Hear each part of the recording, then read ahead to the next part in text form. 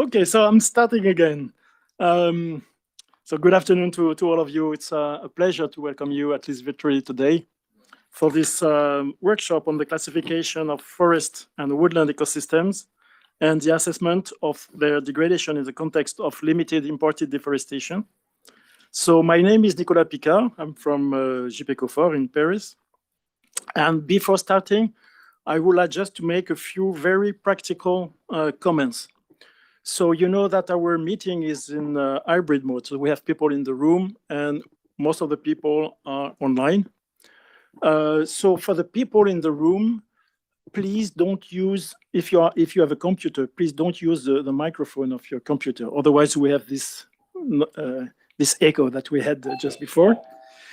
So if you want to talk in the room, please use the micro just in front of you.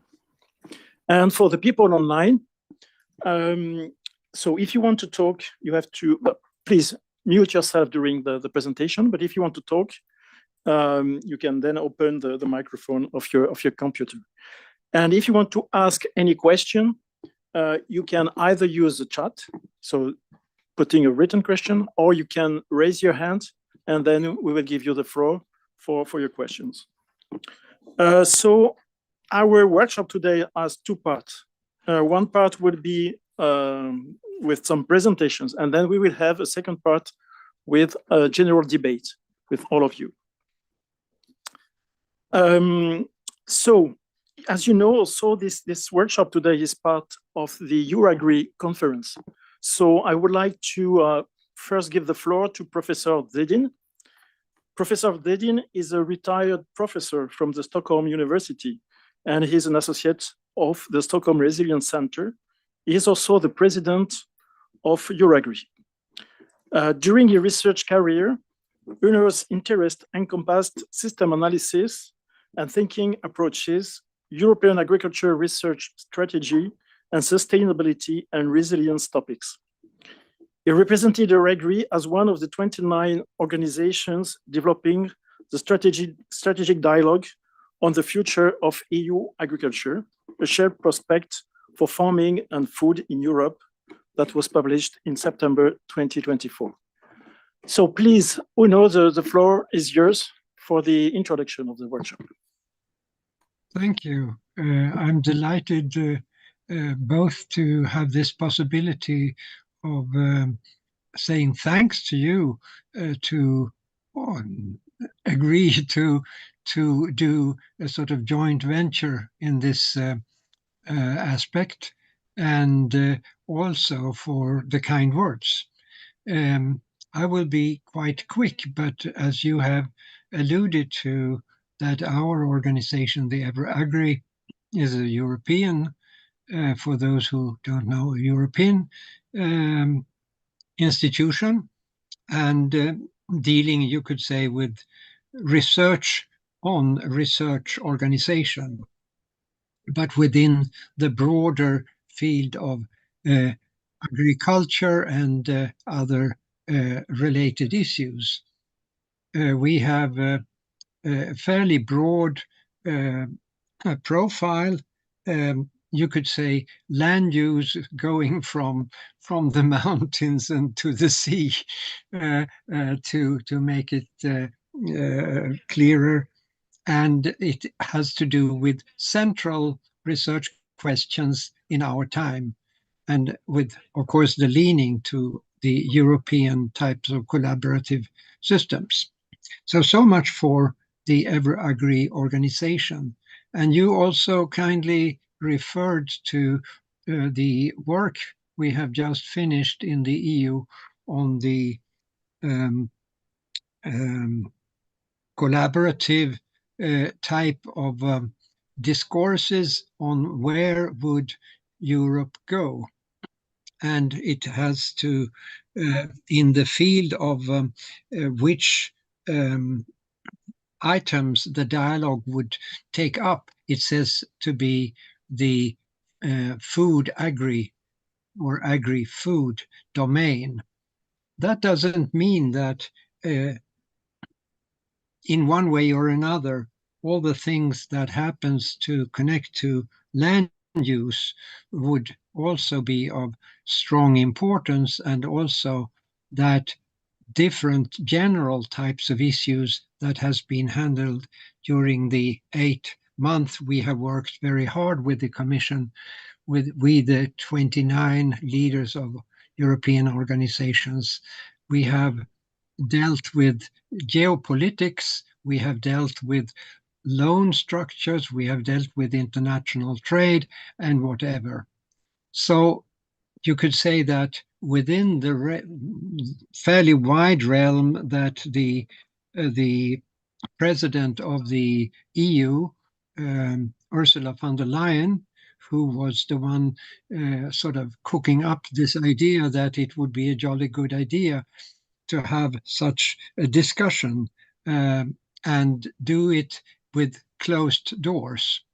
Now, the result of the closed doors and 8 months of work, hard work, the result is to be found from the 3rd and 4th of September, and it's also available for all of you. You can just go in on the EU and the dialogue, the agri-food dialogue. So much on that. And then a few lines just when we are in the start of this conference, which is very timely, I would say. And it also relates to the broader domain of interplay in society, of what are the strategies, and the strategies connected with not only land use, but also rural types of parts of all those countries that together bind up and create Europe together. So that is also something that you will find sort of results on. And I don't want to sit here and give a sort of lengthy discussion on the more than 100 pages where we had to decide yes or no on line to line to line under the skillful chairmanship of Peter Stroh-Schneider, the excellent guide, you could say, and stern master under which we have delivered the result now to the president of the EU, Ursula von der Leyen.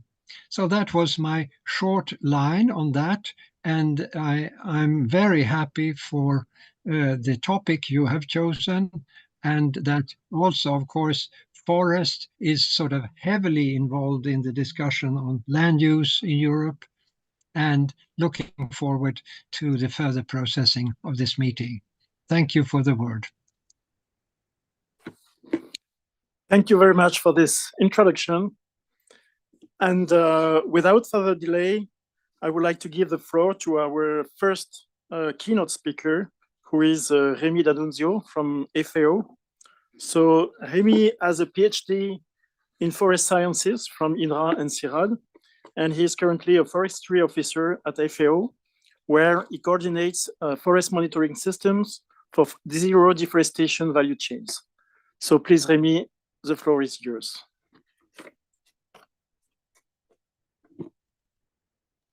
Can you just confirm you can see my screen? Yes, we can. Okay, awesome. Thank you very much, Nicolas, for the invitation and for allowing us to give a quick presentation.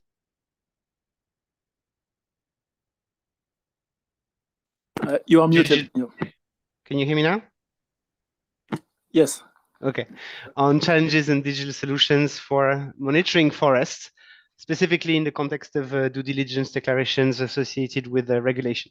I work in the forestry division of FAO. I'm based at the headquarters in Rome. Just as a first line, we would like to say that we have been supported voluntary approaches to reduce deforestation and degradation over the past 15 years. Especially in the realm of REDD+ scheme and voluntary carbon approaches. And now that we see the regulatory schemes coming up, we have actually adapted the solutions that we developed under the scheme to be relevant and to produce relevant information for this compliance. So the first thing I would like to say is that regulation comes with concern and a lot of momentum and a lot of dynamics, including political ones. But they also come with emerging structure. And the Team Europe initiative, which was launched at the last COP a year ago, was launched together with a couple of key projects, including SAFE. SAFE stands for the Sustainable Agriculture for Forest Ecosystems. And the work I'm presenting today, or the consideration that we'll talk about today, are coming from work we are carrying out under the SAFE umbrella, together with the Forest Data Partnership, funded by USAID, co-led by WRI, Google, and Unilever, and the UK program Aim for Forest, with specific attention on developing efficient digital monitoring solutions for zero deforestation value chains and for the development of those. So real briefly, the challenges that there's many challenges around monitoring forests for those, and we'll talk about definitions today, but I would really like to give one clear point, is that basically with remote sensing and digital solutions, what we have in supply is land cover information, whereas what we try to address is land use information. So we are requiring land use information on forests so that we can separate agroforestry from natural forests. The definitions, the core definitions on which regulation like the UDR are based, are really land use based definitions. They exclude agricultural use or urban land use, for instance, whereas what we get from remote sensing and satellite information is traditionally land cover type of info. Sarah will be speaking later, so I will not spend too much time, but I would like to acknowledge the excellent infographics that Global Forest Watch is producing and the WRI producing. So I really encourage you to look at, for instance, that blog of how FRA is different from Global Forest Watch, and this is really relevant and pertinent for what we try to set up. In any case, once we acknowledge that we have this this challenge, which is how do we actually separate land cover information, and how do we actually infer from land cover inputs land use information, what we do in SAFE, together with the other programs I mentioned, is to work with a lot of partners towards digital public infrastructure.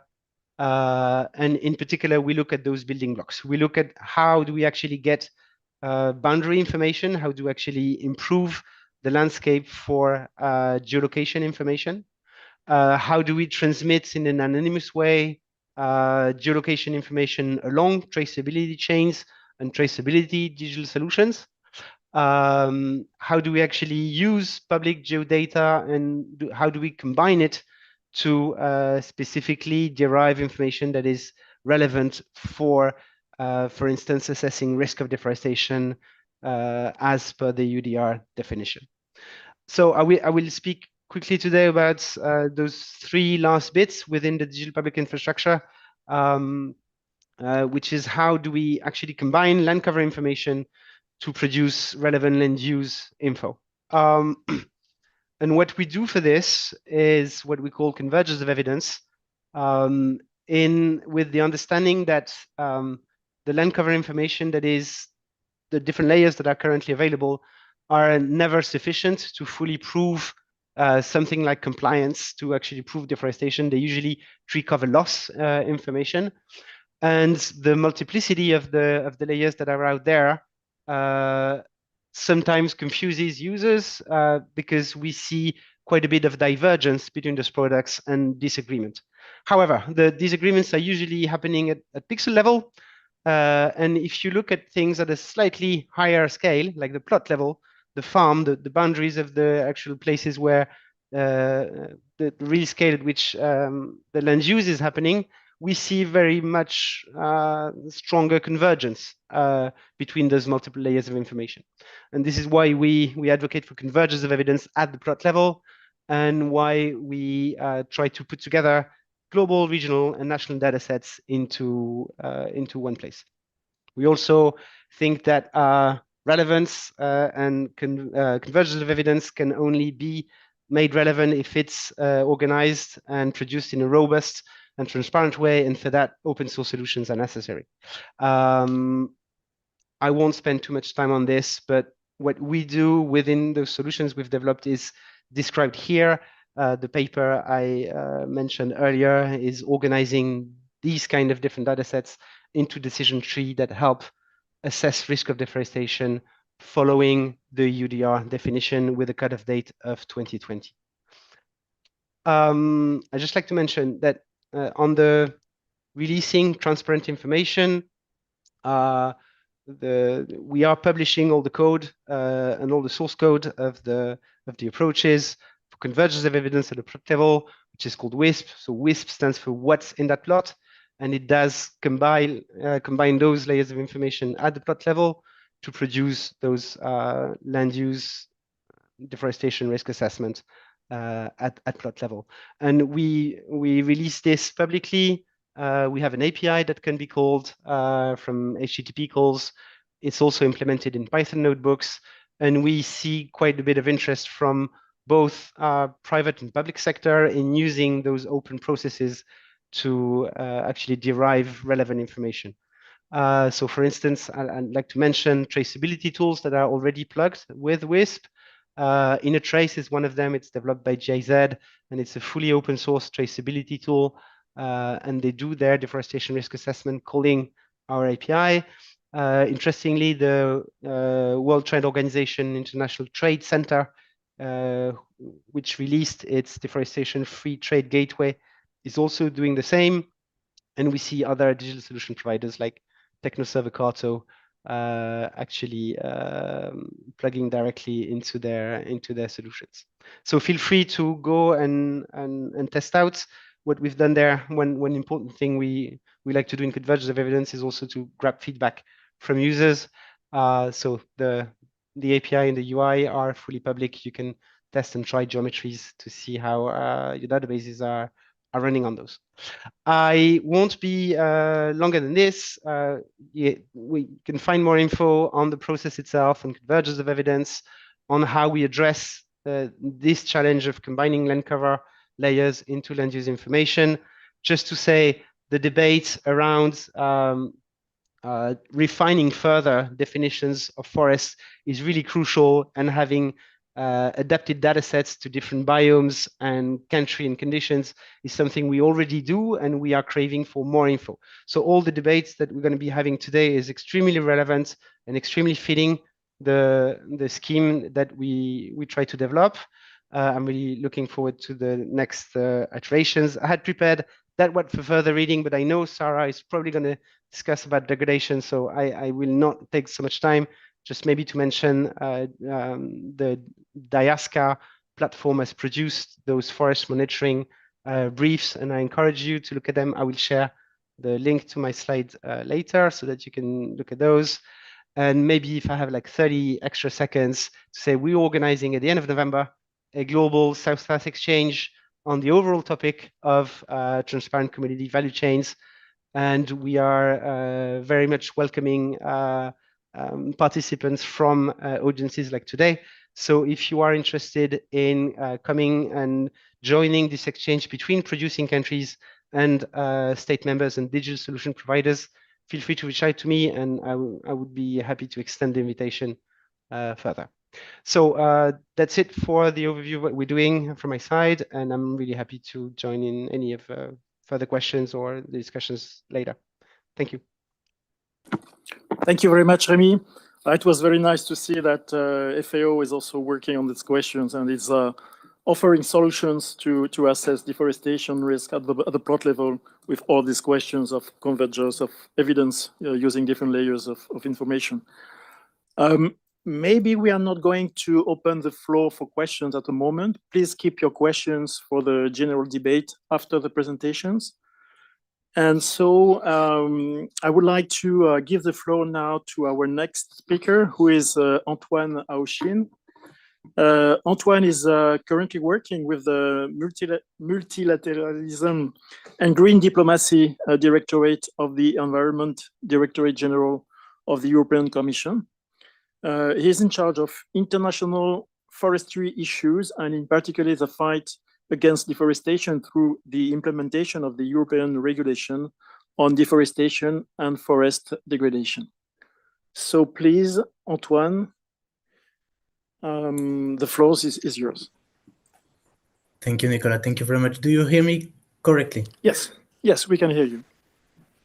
Good afternoon and greetings from Brussels. I'm here in the room with my colleagues from the unit dealing with the deforestation regulation. I will share my screen just to show some slides.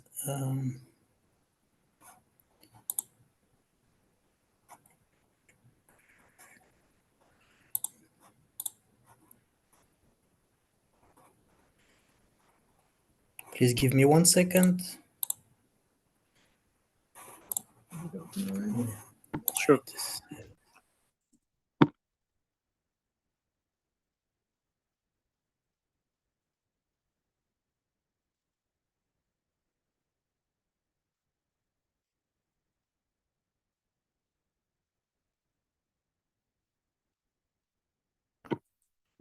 Normally, you should be able to share your screen. If there is any problem, let us know. Okay. Thank you very much. My colleague had me on that, and she's sharing the screen. So yes, can you switch to the presentation mode, maybe? Because Yeah, we can. Is it? I just did. Maybe it takes some minutes. Okay. Would that be okay like that? In any case, I would start anyway. I don't want to. Okay.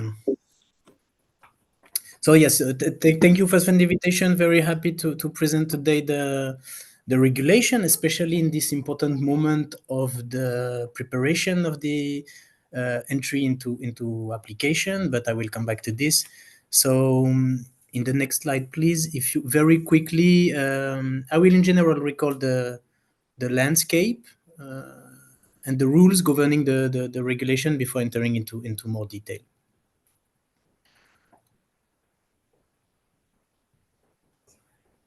No problem, I think. Yeah. Maybe on this I will not spend too much time, but we often like to give those headlines also to recall these points of context and why the legislative proposal was necessary on this. I mean, all of this, you know it by heart, so I will not come back to it, but basically you see how we try to underline and to remind all of our the people we're discussing with about all the importance and the link between forest and global environment. In the next slide, please. This is a point where I try to underline the milestones. The regulation, as you know, entered into force last June 2023. The entry into application is still foreseen 18 months after the entry into force, so on 13th of December 2024, and 24 months for small and micro enterprises, so in June 25.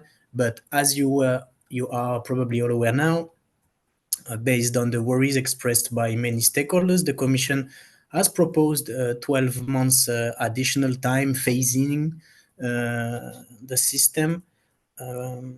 This proposal is still under discussion at the Parliament, but fresh news from some days ago, it seems that they will adopt this proposal as an urgency procedure, and so then vote on final vote on November to accept this proposal that is about extending the entry into application of 12 months.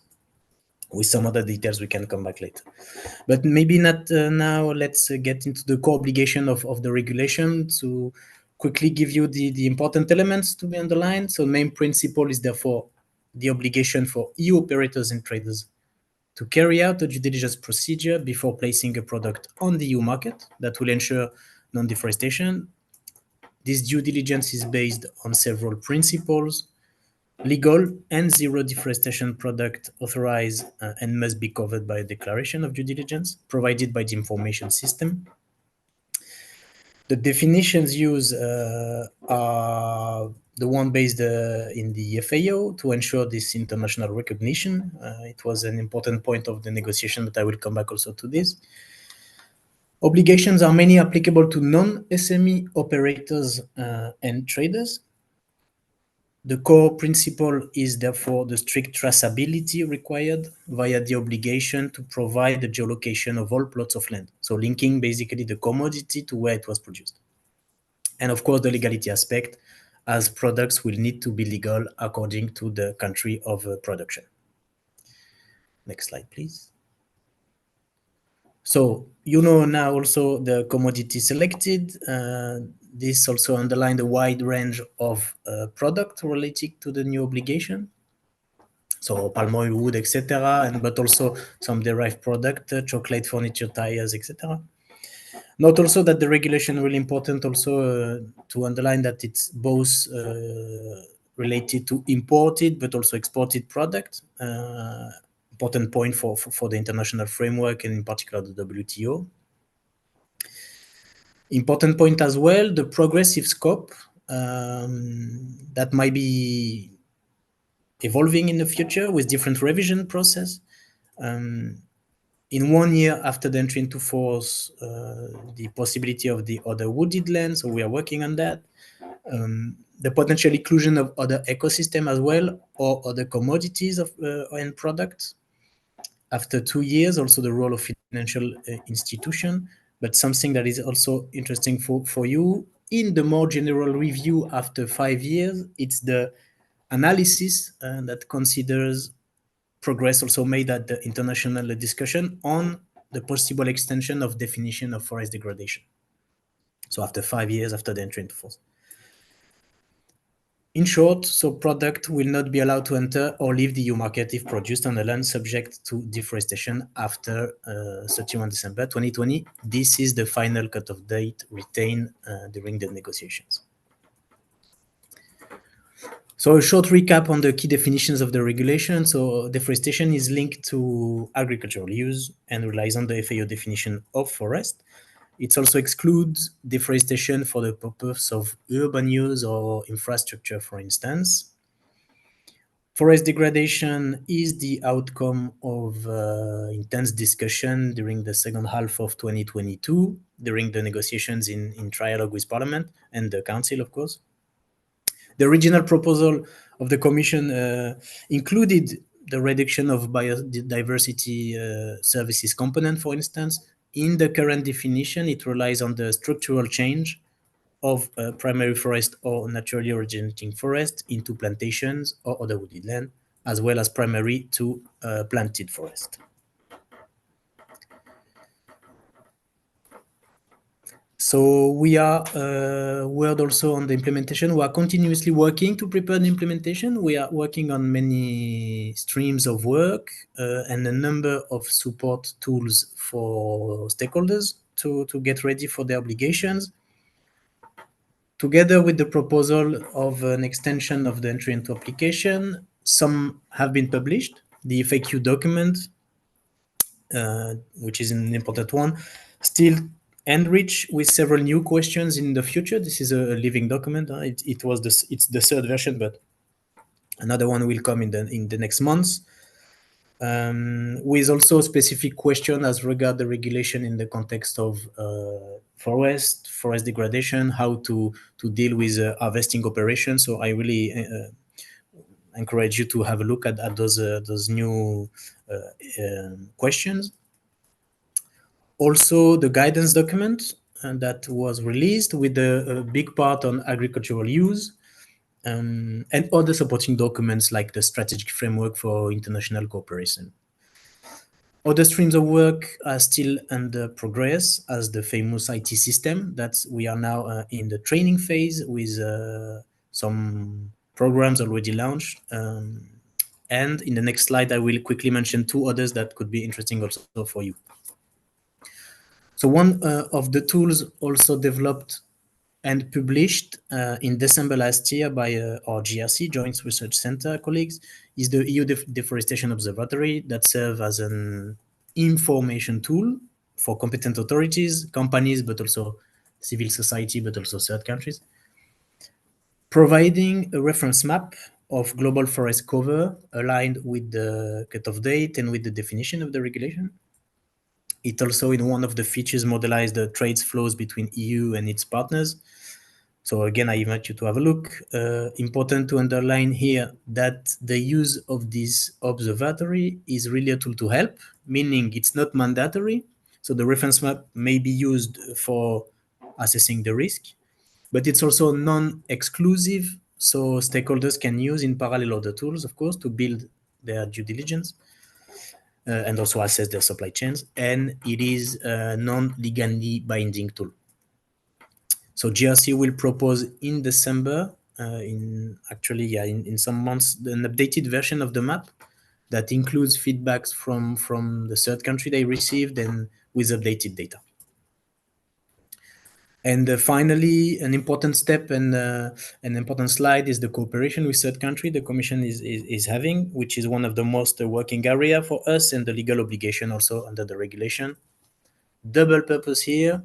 One had to explain what the regulation is exactly about, its rationale and its requirements, and on the other hand, engage with countries to find the best way to support the transition toward the deforestation-free supply chains. All this work includes discussion, for instance, on definitions also, and we had recently discussion with Indonesia on their definition of forest compared to the one we use in the regulation.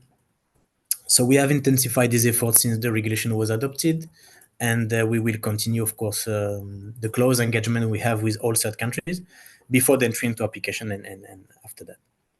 That's it from my side. Thank you very much. And if you have any question now or later, I would be happy to answer.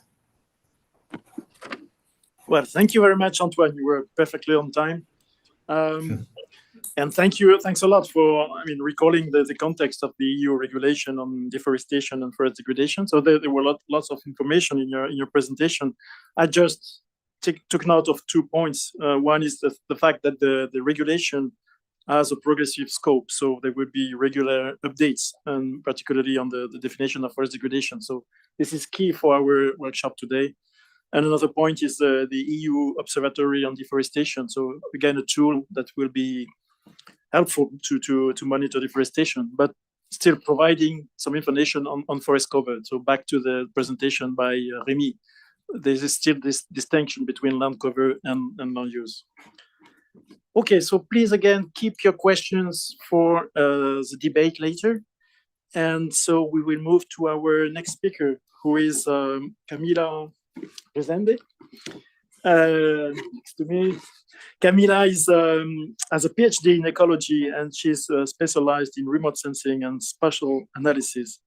And her work focuses on the mapping and characterization of tropical landscapes to support the implementation of territorial policies. So please, Camila, the floor is yours. Thank you, Nicolas.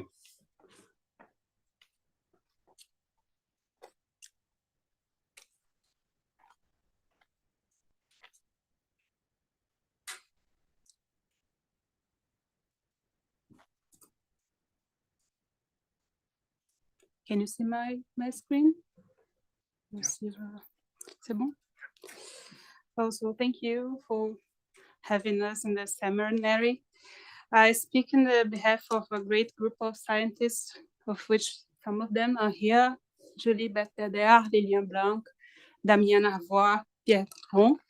Et aussi en ligne, online, we have Adeline Fayoul, Val Rigonde, Frédéric Mortier et Guillaume Mescouillet, qui ont tous participé.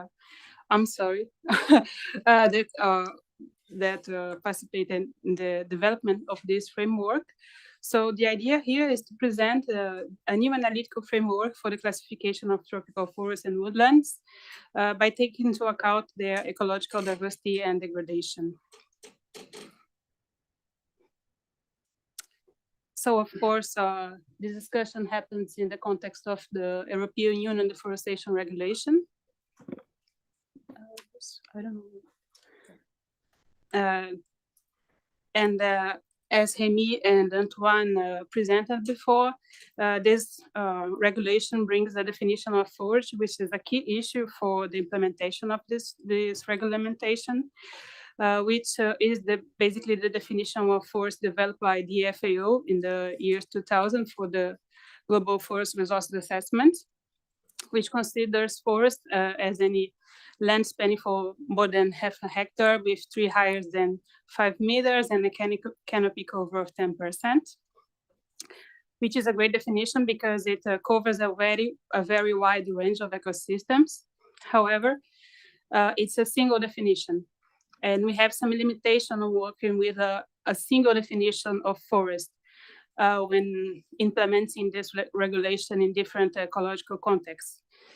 Because having a single definition disregards any degradation levels inside those forests. And also, I'm sorry, you have a black square. Yeah. Should I stop the presentation and Maybe start it again? Edit a PDF. Maybe I could stop sharing. Let's try something. This one. Here. Ah, yeah, open my share.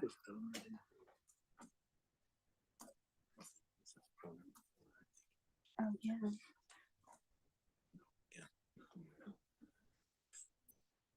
I don't know. It's not on the screen there. I don't know. Yes, I can share the. On this slide. Can you try from your computer? Yes. Sure.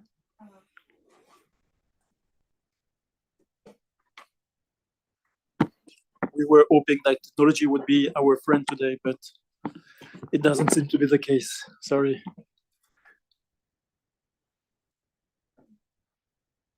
So we are trying to share from another computer to remove this black square.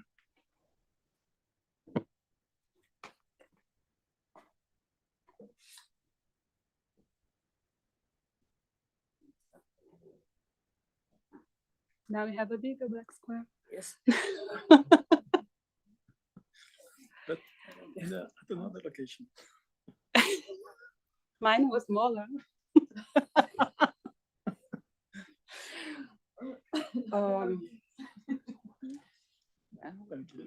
Okay, it's better now.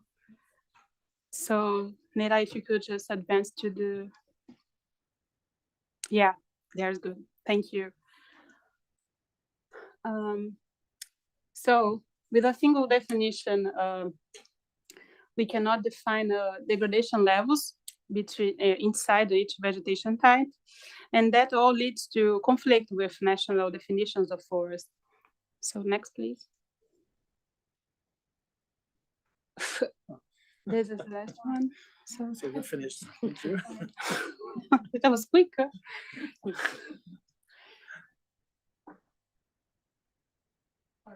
Yes, now you have all the spoilers. Don't look, please. Yeah, so could you just come back to the previous, just for us to continue the thoughts. So all these limitations of a single forest definition brings to conflicts with national definitions. So in the next slide, we have some examples.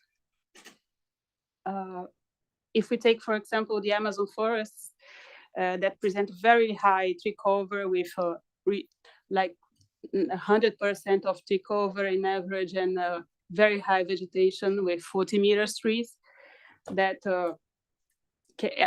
type of forest can be placed in one specific gradient of tree cover and vegetation height. Next, please. And even inside that forest, we have some gradients that correspond to preserved forests and other gradients that correspond to degraded forests with lower trees and lower tree cover. Please, next, please. As for the Caatinga forests in Brazil also, which are dry forests, we have natural less high tree cover and a smaller vegetation height inside the natural ecosystems, which of course also a part of them will be with higher tree cover and vegetation height will be preserved, and fewer tree cover vegetation height corresponding to the degraded forests, but all forests. So when we compare both, we can see that with the same type of structure, considering tree height and vegetation cover, we have very well preserved Caatinga forest and very degraded Amazon forest. So that illustrates the limitation of working with a single definition of forest.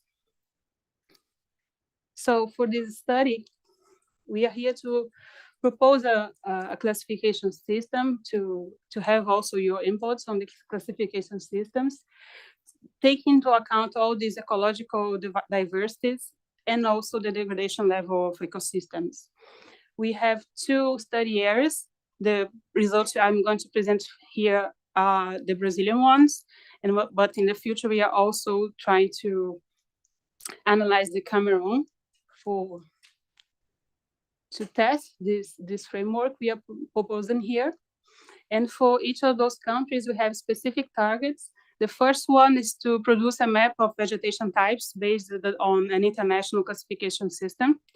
And the second one is to, within each vegetation types, to identify the reference zones, which are preserved zones that can be used as a baseline for analyzing degradation, and to, of course, analyze the degradation level within each vegetation type. So this is the proposed framework. The idea here is to present a method that should work in any country, of course, changing data sets, but the idea is to propose a framework that might be applicable to any tropical country in where the legislation is going to be applied. So the basic idea is first to define a map of vegetation type by raising all available global and national data sets on vegetation, identifying the best map of all of them, after converting those maps to an international nomenclature, and then having like this an international vegetation type for the country, vegetation type map for the country. And in the second step, we need to find those reference zones within each vegetation type. So we do this by selecting the unchanged zones regarding a historical period, the biggest the better, and by selecting all those zones that were not degraded or deforested along a period of time, and selecting then the core zones of those regions to get to the map of the reference zones of our baseline. And finally, to analyze the degradation level of the whole map by predicting how should be tree cover and vegetation height in a no disturbance scenario. Or if the whole country was not degraded or deforested, how should it look like? And then to compare this ideal map to the reality.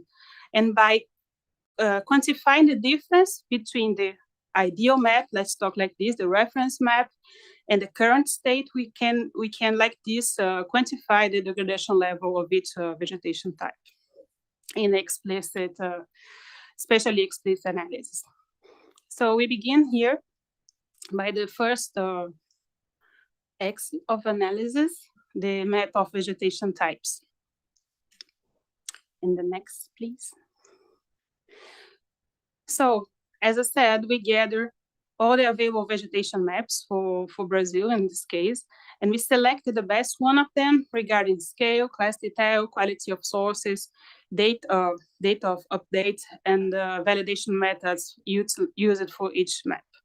And after that, we converted those maps to the IUCN ecosystem classification. So for Brazil, we have 3 vegetation types maps. The first one is the FAO map of the global ecozones, which is a very well-known, classes, but at the same time, they have few classes and a scale of 1 to 5 million. The second one is the WWF and Resolve Network ecoregions map, which is has a bigger number of classes. but at the same time work with local nomenclature, and it's a multi-scale map. And the third map is the national map produced by the Brazilian Geography and Statistics Institute, which is based on Landsat imagery interpretation, works with more than 8,000 field points, many support bases, and has the best scale, which is 1 to 250,000. More classes, but at the same time presents a national nomenclature that must be converted to an international one. So regarding all those characteristics, we selected the IBGE map. The next, please.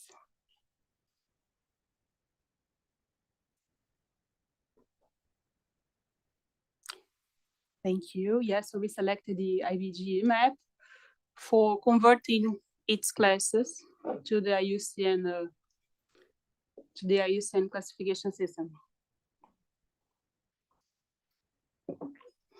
So the IUCN ecosystem classification is a very comprehensive effort led by IUCN for classifying all ecosystems on Earth.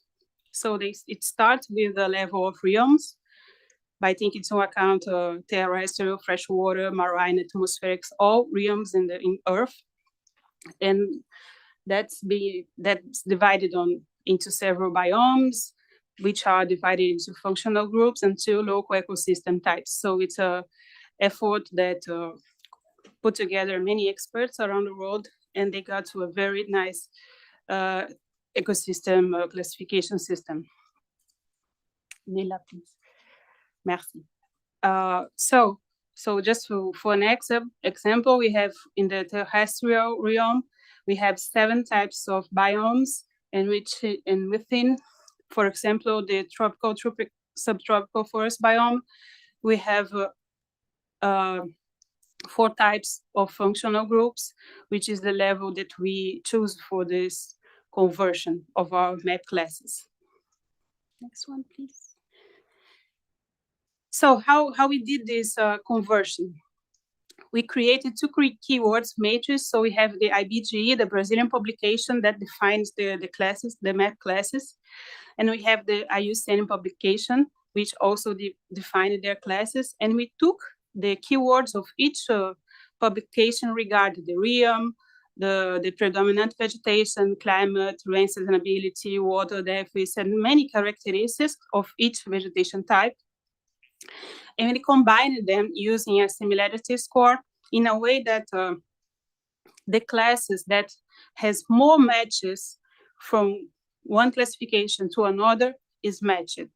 And we finally got to the Brazilian map of vegetation translated to the IUCN classes that lead us to 14 vegetation types and 9 contact zones, which are defined by the IBGE, the Brazilian institution, as those zones of contact between the different vegetation types that cannot be defined into one single vegetation type, and we also analyze them.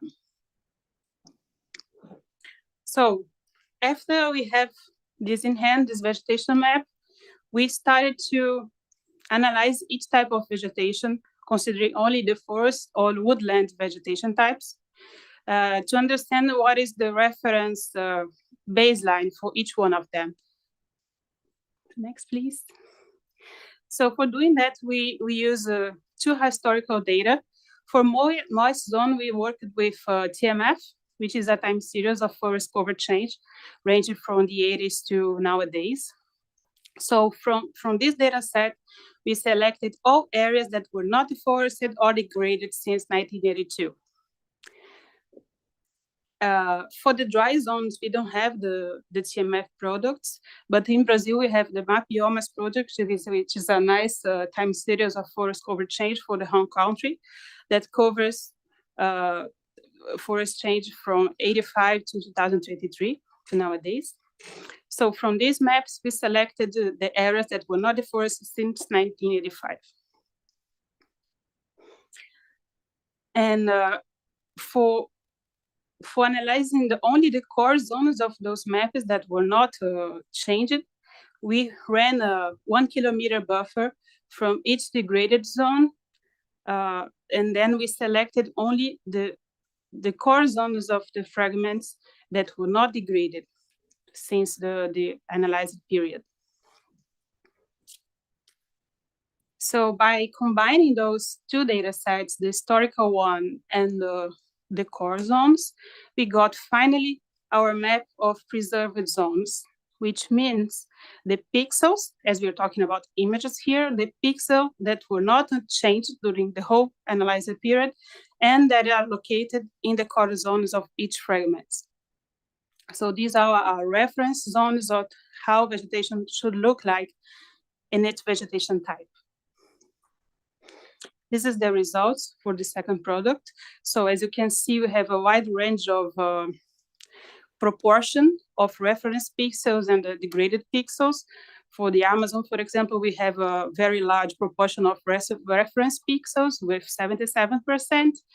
But for the temperate woodlands in the south of Brazil, we only have 6% of preserved pixels that can be used as a reference.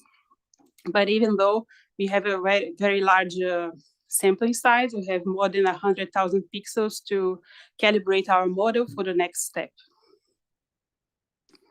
So finally, the last step of the analysis was to predict how those vegetation types should look like in a no disturbance scenario.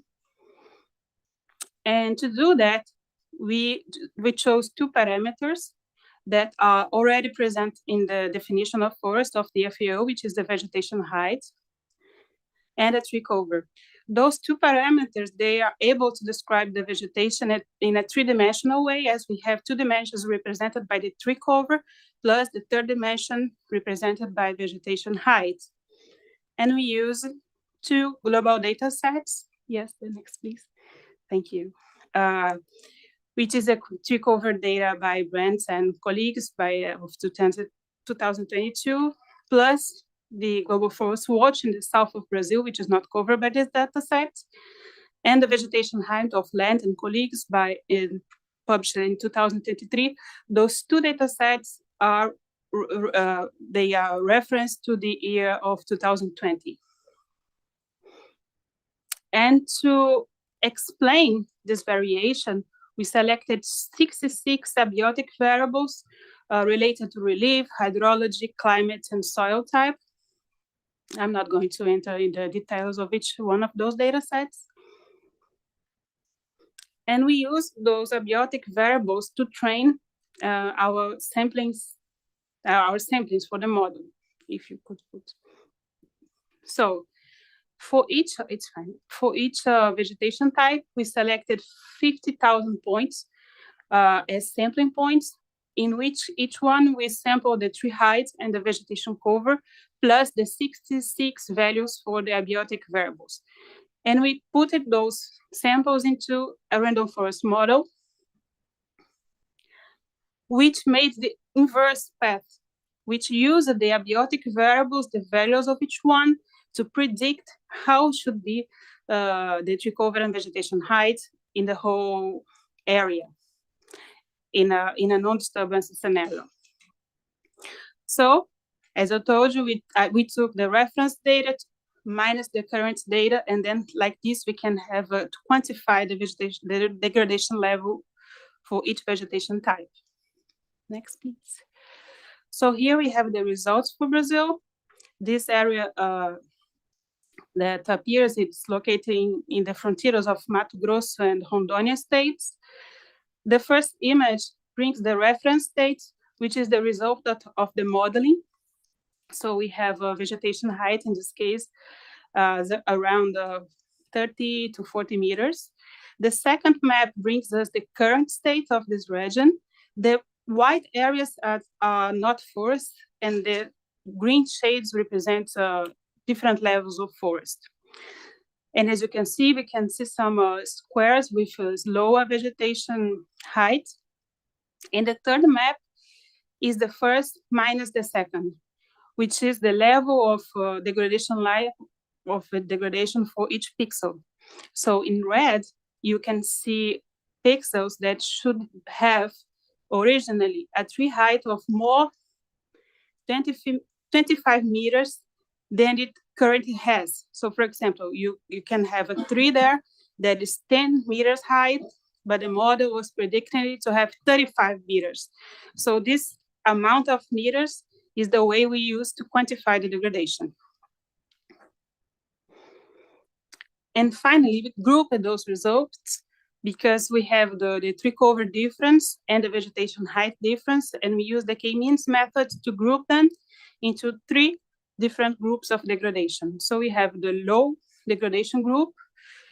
Again, this graph here is not intuitive because we have the lowest values as the low degradation. It's not, people look at this graph and think, oh, so the lower degradation should be the higher number of tree cover and vegetation height. But we are not talking about absolute numbers here. We're talking about the difference numbers. So the group that has lowest difference from the observed to the predicted is the low degradation group. The second one is the median, and the third is the high degradation group that are represented in the map in the left. I think we can go to the next one. Finally, the results here, some examples. This is the tropical lowland forest of the Amazon. Those are the average numbers for each group, just for you to have an idea. Of course, the average is not the best way of measuring those differences because inside each type of vegetation, we have a variation. But just to exemplify, the tree cover in the low disturbance areas of the Amazon, the tree cover is 99% with average 32 meters height and covers 95% of the vegetation. The median degradation group presents still a high tree cover value with 98% and 26 meter high, which is already a very significant loss of tree height. And that covers 3% of the Amazon. And the highest degradation group presents a lower tree cover with 84% of tree cover and still lower vegetation height of course with an average of 18 meters, covering 2% of the vegetation. All of those groups are very far from the FAO definition. Now we have the highest degradation group with 84% of tree cover, while the definition is considering forests everything above 10%. So we are very distant to the FAO definition here. The next group, for example, is the dry forest in Brazil, which reach in the highest degradation level 39% of tree cover and 12 meters of vegetation height. Also is still quite far from the FAO definition. And most of its surface is very well preserved, 87% of low disturbance, 10% of median degradation, and 3% of high degradation group. The next one. So going to finish the presentation, the next steps are going to be to test this analysis in Cameroon, to evaluate this methodology in there, and to analyze the complementarity of this product to other products on degradation, like the GRC products on the moist forests. And we believe that the biggest challenge in this next step is going to be the data set availability that I was discussing with Kate before.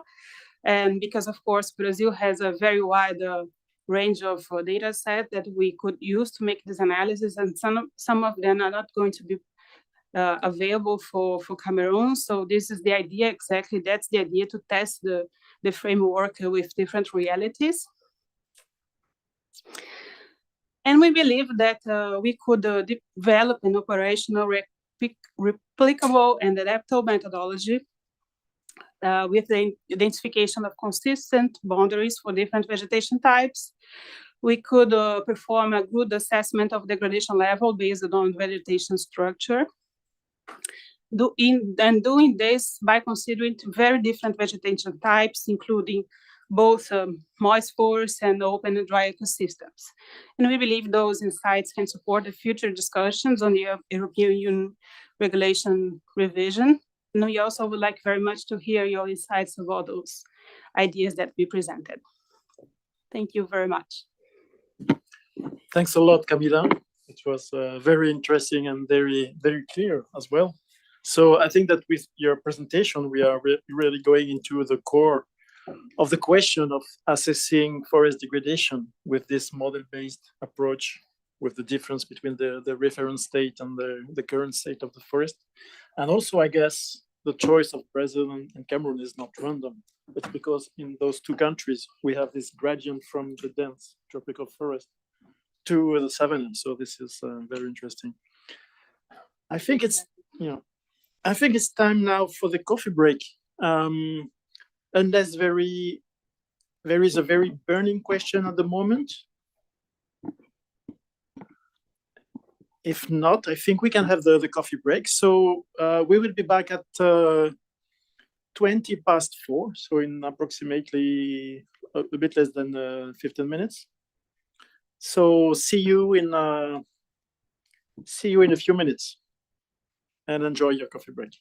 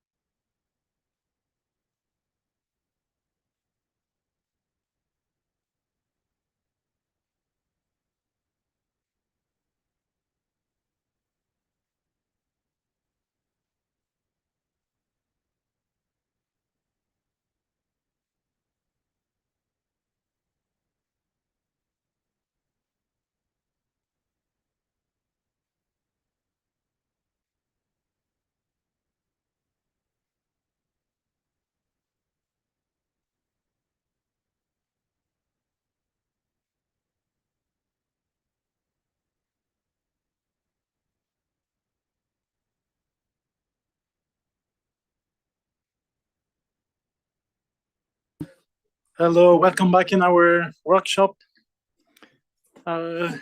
Yes, we are a bit late. The coffee was too good. So we are going to continue with our next speaker, who is Sarah Carter. So Sarah is a research associate for the World Resource Institute Global Forest Watch. And she is based at WRI in Europe, in the Netherlands. And she focuses on near real-time forest change data and European forest policies, including the EU regulation on deforestation and forest degradation. So please, Sarah, the floor is yours. Hi, thank you very much for the introduction and for the invitation to be here. Sorry, I couldn't be there in person. Can everyone hear okay? And can you see my screen? Yes, we can hear you and we see your screen. Yeah. Okay, super. No need for an introduction, but I'll just give an overview of what Global Forest Watch can do towards UDR forest monitoring needs, and I'll also just give a very brief introduction to Global Forest Watch to those who aren't familiar with it.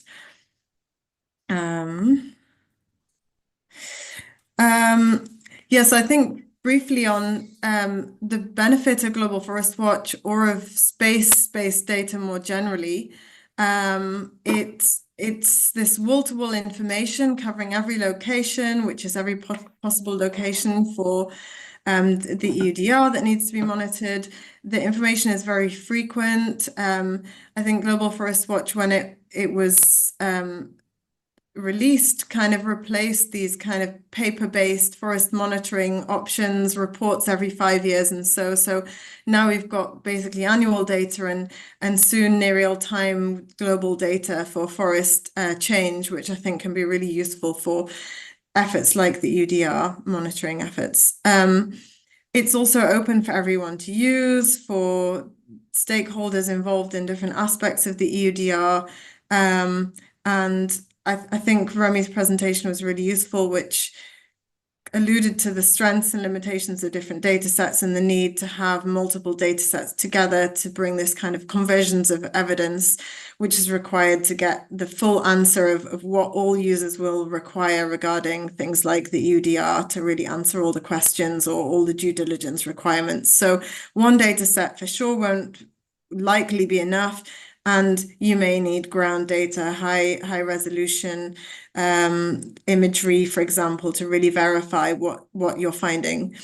So Global Forest Watch, this is basically the map that you get when you enter the platform, the map view, and it's this Landsat-based forest information, or in fact tree cover and tree cover change information, which is available, and the tree cover loss information, which is showed here in the pink, is annual since 2001. So it shows really changes in all the major forest biomes. But to understand how useful that is, and I think Remy's presentation also mentioned the difference between the FAO definition and then the tree cover definition, which you get from these satellite-based observations based on the biophysical ground situation.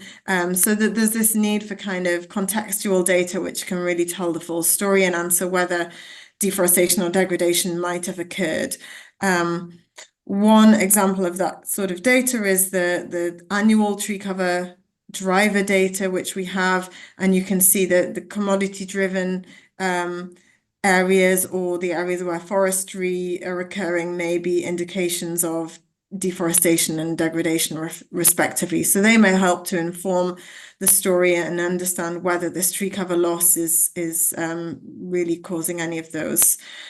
And another thing that Global Forest Watch can do is it's accessible, I guess, for non-technical users who want to provide who want to have easy access to statistics. For example, this is the dashboard view of Global Forest Watch, where you can view information for a particular country, but you can also upload your own polygon, which may be an area that you're doing due diligence for EUDR, and you can gather these statistics again and then use the the contextual data to, again, tell the sort of true story of what's happening and whether that tree cover loss is meaningful or not. So that's the map and dashboards which I've shown you.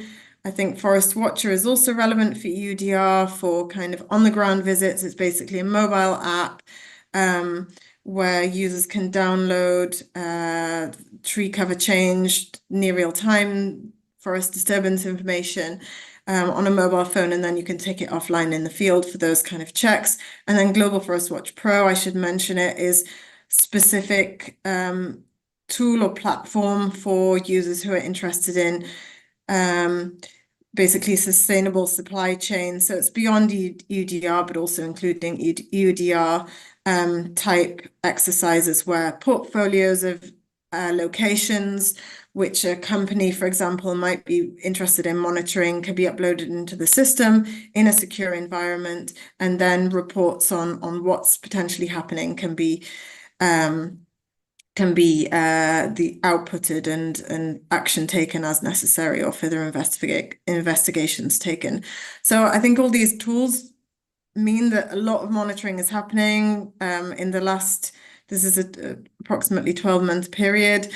Many people have been using Global Forest Watch to monitor many forest areas. So I think that's good, and it sets a good baseline for users who are having to adhere to the EUDR regulations, and I think it demonstrates that actually forest monitoring can happen and there are tools out there which can support it. So one of the challenges, I think we've mentioned it, is really understanding how the biophysical data which is shown on Global Forest Watch, this tree cover and tree cover change information, how it relates to the EUDR definitions. And as you can see, there's some bits that are really missed here. For example, this kind of harvest clear-cut area, we're not going to capture in a baseline map of tree cover, which will be required for the FAO definition. And then on the right-hand side, these tree-based agriculture areas, agroforestry or oil palms, for example, will be captured in the basic tree cover information. So it's really the data sets which can help us to provide more detailed definitions of tree cover and what the tree cover actually is. Is it natural? Is it agriculture based? Are the ones which are going to be useful as those contextual data sets which I mentioned. So I'll just talk about some of those data sets in a minute and explain in a bit more detail how they can be useful. But I think this is perhaps some useful links. Hopefully the presentation can be shared afterwards, but it explains how Global Forest Watch and other similar satellite-derived data sets can be used in several stages of deforestation and degradation monitoring. So it's about setting the baselines, identifying forests, or in the case of degradation, primary and naturally regenerating forests, and then identifying deforestation or conversion. That might be from the tree cover loss or the near real time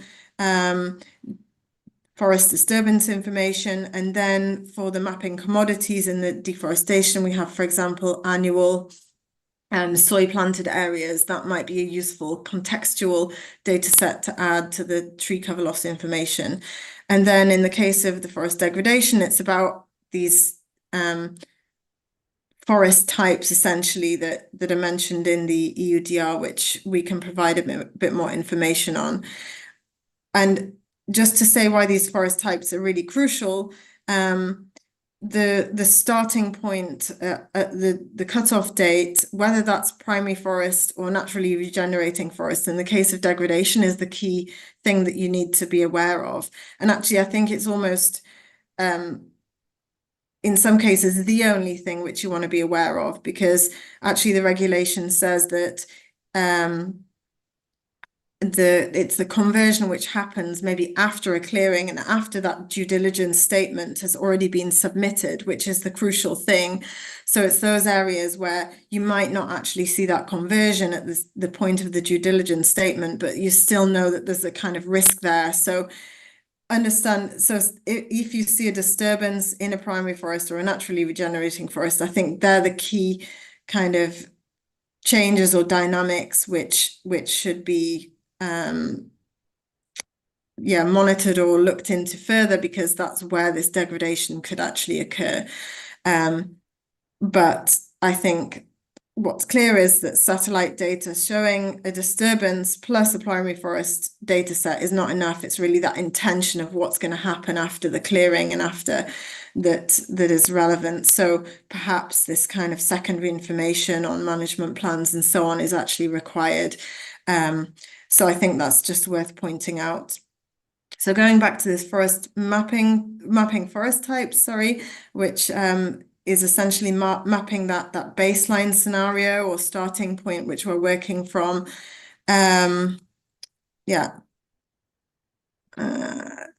There are several efforts which we're involved in, which I think are useful for understanding whether deforestation or actually more generally degradation could have potentially taken place. The SBTN Natural Lands Map is one such data set, which essentially would include primary forests and naturally regenerating forests.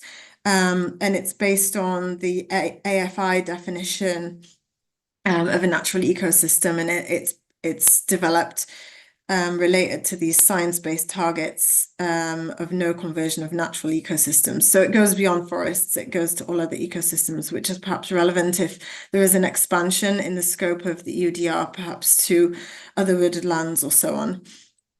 And the real challenge and why the map is produced is because companies are required to know whether the land was natural in 2020 or maybe earlier if they have more detailed deforestation-free commitments.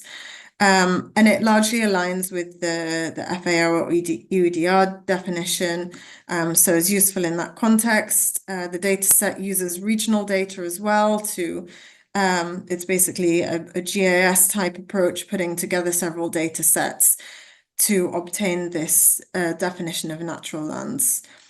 And it's been validated, so the validation information is also there for users. One of the input data sets to that is the Spatial Database of Planted Trees, which is a WRI developed data set. And you can also find this on the Global Forest Watch map, and it basically shows planted tree information, which can be fruit trees, for example, so the agriculture type trees, or it can be other specific forest types or timber plantations and so on.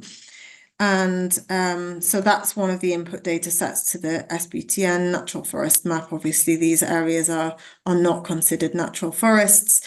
And this map, this SBDPT, can also be used in its own right, and it's expanding in scope. And the new version is going to be hopefully available on Global Forest Watch soon, which increases coverage and detail as well. So information like the planting year is also in there, which could be useful for understanding whether, you know, a plantation is replacing a primary forest, which is part of the EUDR degradation definition. And it's already used within the JRC, so the Forest Observatory, which was mentioned, basically forest extent map, which was produced for EUDR purposes, and it should be used in the forthcoming forest type map, which is, I understand, is in development. So it's already been used in EUDR contexts. Another effort which we're working on, maybe some of you are familiar with the Global Forest Management data set. It was out in 2022, and it basically showed forest management 100 meters in 2015, and this is being updated.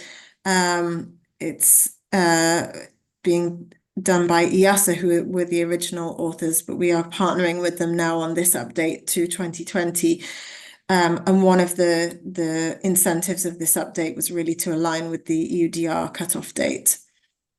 So there are some changes, like the classes are being slightly more detailed, with this rubber and fruit plantations being disaggregated. And then in some of the areas where there was low accuracy, it's being improved as well. So hopefully that will be out May of next year. And at the same time, we're working on an effort with Google. I'm not going to say too much about it. It's really in development, but the aim is to develop wall-to-wall forest types relevant for EUDR. And we will use the validation data set from the SBTN Natural Lands Map to understand that's accuracy, and hopefully that'll be out some point in next year as well. So I just want to mention a couple of things which are coming next, and these are more related to the EUDR challenge of understanding where deforestation or some kind of degradation may have occurred. And I mentioned that the annual tree cover loss data or the near real-time forest disturbance information could be useful for that. And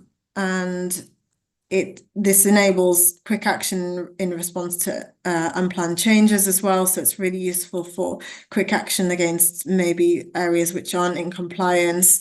And at the moment, this near real-time information is currently only available on Global Forest Watch in the tropics, but we are expanding in Europe. This is an example from the tropics, and another example from, I think this is logging roads in the Congo, which shows logging and selective logging as logging roads and then selective logging. So it's really useful for understanding where these changes are happening, whether maybe the due diligence location, which is mentioned, is actually seeing any changes and is in the correct location at all. You can use it in that kind of context. And we're just working on expanding that to Europe with Wageningen University, getting good results so far, and hopefully that will be operational early 2025. And at the same time, the University of Maryland have an all lands vegetation alerts, which we're hoping to have the forest part of those as near real-time alerts for the globe, available on Global Forest Watch soon. But because it's basically disturbance of all vegetation, so shrubland, grassland, and so on, it's potentially also useful for the other wooded land potential expansion of EUDR and so on. So I think that has also a lot of relevance in the context of EUDR. So just to go over the key takeaways, I think essentially the message is that space-based data has a lot of use in the context of EU forest monitoring needs, EUDR monitoring needs. But alone, one data set, the tree cover loss data set, cannot be used. It needs to be used in conjunction with other data set, which really tell the context of what's happening. And ground data may be also required to validate or verify that what's being seen and what's being assumed is actually happening. So I think together, incorporating ground data, satellite data, that's how we can improve both data sets together and really fulfill the requirements which stakeholders have for EUDR monitoring needs. Thank you very much. Thanks a lot, Sarah. It was impressive to see all the efforts of WRI to improve all the tools that you are providing. Yeah, the natural forest, tree plantations, global forest management, and it was very interesting to see that you can provide this view at the global level using harmonizing national data sets and so on. So yeah, thanks a lot. So now we are moving to our last presentation for today. We have talked a lot about forest, but forest is one part of the picture, but actually we have a gradient from forest to grassland with all the intermediary states. So I think when we are talking about deforestation and forest degradation, it's also important the other way around to look from the perspective of grassland. So this will be the topic of Kate Parr. So Professor Kate Parr is an international expert in tropical ecology, and her research is at the interface of community and ecosystem ecology. And it includes understanding the role of animals in ecosystem functioning and the conservation and restoration of open grassy ecosystems. And yes, we can see your screen. Lovely. And there's no horrible blocks on So it at the moment. So please. Thank you very much. So it's a pleasure to be here. Thank you for inviting me. So I'm going to be talking about what distinguishes tropical grassy biomes from forests and why we should care about it. And it's not working. Oh my gosh, hang on. But it was too good to be true.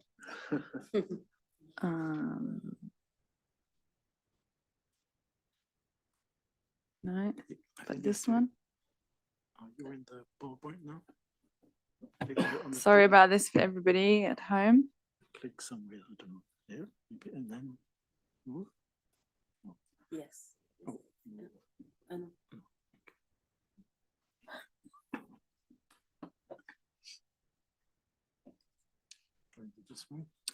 Okay, let's try this next one. Yes, brilliant. Okay, thank you. Sorry, couldn't get through to the end without having a problem. So the tropical grassy ecosystems are savannas and grassland that cover about 20% of the terrestrial land surface area. They make major contributions to Earth-atmosphere processes. They contain a wealth of unique biodiversity, and they're home to more than 1.5 billion people. So, but what defines these ecosystems? So I'll give you a very brief guide to the tropical grassy biomes, otherwise known as TGBs. So here are some images from ecosystems that are extremely open. You can see the grassland there with very few trees, right through to the bottom right where there are lots of trees. So the key point from these images is that in these ecosystems, tree cover is highly variable, both in space and in time. And it can range from only as low as 5% right up to 80% cover. But just because we've got trees doesn't mean that it's a forest. What's the key defining feature really is of these systems is that there's a light-loving grassy understory. So the presence of grass that you can see in all these pictures is really important to define these ecosystems. And in these ecosystems, fire and herbivory are both really important disturbances, really key consumers that the plants and animals in these ecosystems have evolved for. And they're really important for the maintenance of these ecosystems. So just as I said about the tree cover being highly variable, just because they're trees doesn't mean that it's a forest. So just bear that in mind. I did mention grasses. So if we look globally at grasses, what we see is this incredible dominance of grasses globally. So this is a map that was produced by Caroline Lehman and colleagues, where they mapped the global distribution of grassy biomes and dominant grass lineages. What is shown in blue is the grasses in the temperate ecosystems, which are dominated by those that have a C3 photosynthetic pathway. But all across the tropics, so the orange and the yellow in the middle, these are grasses that are dominating these ecosystems, these savannas and grasslands. And just to provide a little bit of context, I've popped in the map from the WWF Resolve biomes showing the tropical forest systems. And you can see there how they're basically enveloped by these grassy biomes in Africa. Now, the problem is that these grassy systems have been overlooked and misunderstood for a very long time. And this really goes back to colonial times, if not further. So there's this problem we're dealing with of a colonial legacy that impedes our understanding of these ecosystems. And so we kind of misinterpret the landscape. And this is precisely what happened when the early colonialists arrived in these landscapes that were quite often quite arid and variable in tree cover. And they arrived, the French and the British too, many others, and thought, goodness me, what's happened here? This must be a deforested, degraded landscape. There are not many trees. The local people, as you can see in the picture, are setting fires. They've got livestock all over the place. It's clearly overgrazed, and the local people have cut down the trees. And at the time, there was a really strong narrative that prevailed, and that was that if you cut down trees, if you deforested areas, there would be declines in rainfall. So people were very concerned about this. So the colonialists set about stopping these local practices. They sedentarized nomadic communities, really altered the culture and ecologies of these ecosystems. They also set about planting lots of trees. Many of these were non-indigenous.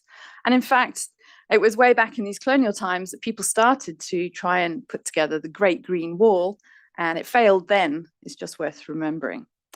But because these landscapes were misunderstood and misinterpreted, they were viewed as being degraded. And these are terms, I should add, that come from the time that people were writing about. They were seen as wretched, unused, empty, and were considered wastelands. So we see is right across the world, from India to Madagascar to parts of Africa, all across these places where we get tropical grassy ecosystems, that they were misunderstood. And this quote I've got here comes from one of the British administrators in the Americas in the 1700s. And this really sums up, I think, much of the general perspective towards these grassy systems. And the quote is that the earth that we inhabit is, in its natural state, universally, wherever waters do not prevail, covered with woods. So in other words, if there aren't very many trees, there ought to be trees. And if they're not, why not? We need to increase trees. Now, instead of just pointing the finger at our colonial forefathers, I should also point the finger at us too as scientists, because there's also a scientific legacy and issue going on here. What we see through time is that there's an Anglo-European bias towards trees, a kind of arboreal chauvinism. Everybody loves trees. Don't get me wrong, I do too.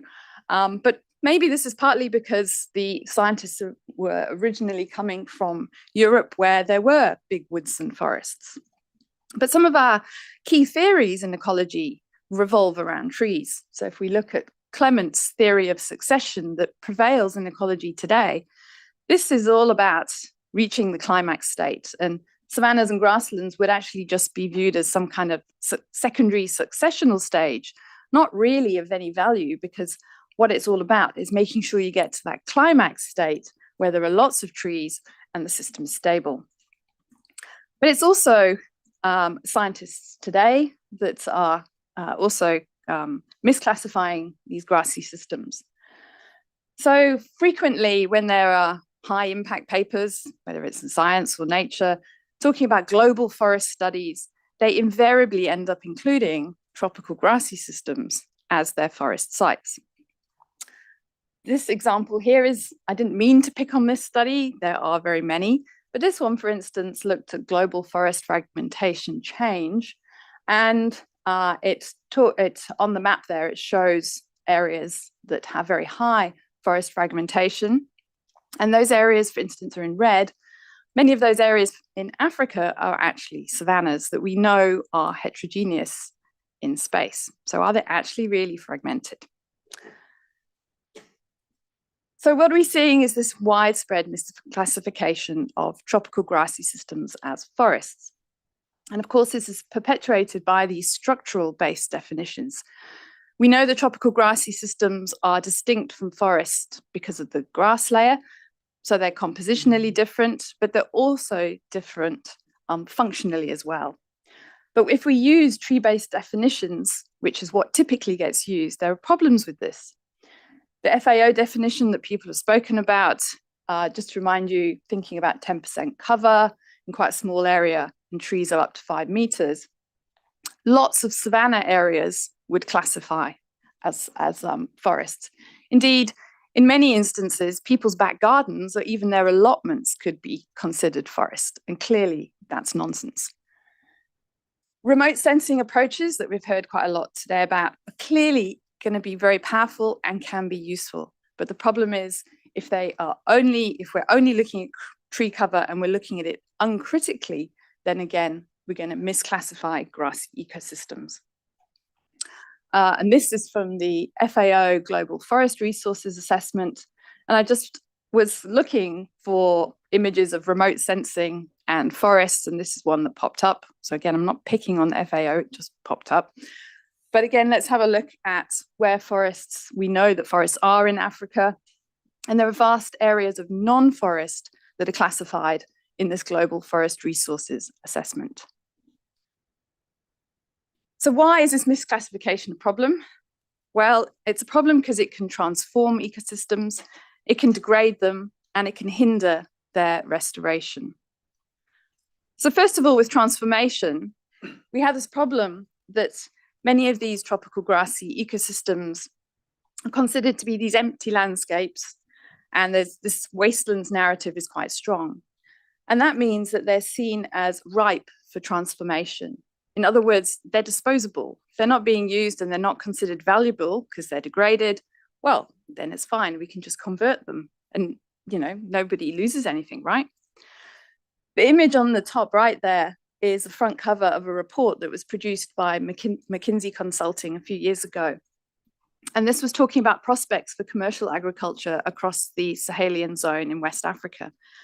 And the wording in the report talked about these areas of savanna as unused. So they were clearly suitable, therefore, for transformation. And that's a problem because if we transform these ecosystems as is happening through agriculture and plantations, for example, we're going to lose potentially pristine, ancient grasslands and savannas. Misclassification can also lead to degradation. So if a savanna, for instance, is misclassified as a forest, it's then going to be mismanaged as savanna and managed as if it were a forest. And that can actually lead to degradation of the original ecosystem. So for example, in a forest, a tropical forest, you wouldn't expect that fire was a natural occurrence. And so fires can be suppressed. And that means that there's a change in the structure and functioning of that ecosystem. The integrity and the ecosystem services of that tropical grassy system are changed with detrimental effects. Misclassification can also hinder true restoration of these systems. And this is particularly concerning where inappropriate tree-based restoration is being used. So having too many trees, so planting lots of trees, can be a problem because it can actually degrade these open grassy ecosystems. And the figure on the right there is from some work that was done in the Cerrado in South America, in Brazil, looking at what happens if you increase number of trees or tree cover. So this is measured as stem basal area. And there are declines in the plant species that occur in these savannas, but also declines in other taxa. Here they looked at ants. And this is kind of a widespread pattern we find across the tropical systems. Too many trees can threaten them. Well, how widespread is this kind of inappropriate restoration? Well, concerns are raised by a number of savanna ecologists that the potential for this restoration was actually quite large, because many areas had been deemed as suitable for restoration opportunities. In addition, papers like this one have been published talking about the global tree restoration potential. Think about all these trees we could plant across the world. And there's a potential all across these places in Africa that are actually really important, unique, intact, and very special systems. So what is the magnitude of tree-based restoration that's been pledged? So here we focused on Africa, and this is some work I did with my colleagues Mariska Tobias and Nikki Stevens. What we did is we used the Resolve Ecoregions biome map, because that was the best one we had access to, and we looked at how much forest was in all of those different countries in Africa. Then we looked at how intact was that forest, because really only forest that was medium or low integrity actually needed restoring. And then we said, okay, how of the countries that signed up to the AFR 100 program, which is the African Forest Landscape Restoration Initiative, how much did they pledge to restore of their countries? what we found was that many countries had actually committed an area greater for restoration than they actually had a forest area available. So all the countries in red had committed more. So more than half of the area in the AFR 100 program that had been set aside for restoration will actually be occurring in non-forest rather than forest ecosystems. That's an area the size of France. Actually, it was quite appropriate that I was coming to talk to you in France. But that's a vast area that could have inappropriate restoration. Now we're in the UN decade of ecosystem restoration, and there's several principles as part of this. Two of those relate to benefits to people and nature, and one is addressing the causes of degradation. But by increasing trees in these non-forest systems, what we're actually doing is degrading these systems. So not only are we hindering the appropriate restoration, but we're actually also degrading these ecosystems. So tree planting doesn't actually equate to restoration. And there are major consequences of losing or degrading these tropical grassy ecosystems. Firstly, there's this unique biodiversity associated with these systems that we will lose. So not only are there some really special plants, many of them have these special underground storage organs, which often can help them resprout following fire. But of course, there's the megafauna that we all are familiar and love in many places of the world too. There are also consequences in terms of water availability. So where we increase tree cover in these tropical grassy systems, research has shown that we can decrease groundwater supplies, and base flow can be reduced by up to 50%. And then also for people living in these areas, there are other consequences in terms of the ecosystem services these systems provide. Grazing for livestock could be reduced, medicinal plants may be reduced, and there are many other socio-economic consequences of these changes.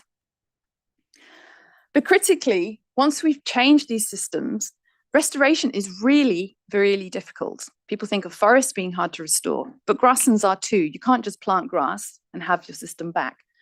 So misclassification of these systems as forests fundamentally and sometimes permanently can alter these tropical grassy systems. And this figure from Brisson et al. In 2022 showed this kind of point here, which they called a hard to reverse threshold. Where once these grassy systems have gone over this threshold, it's basically almost impossible to restore them.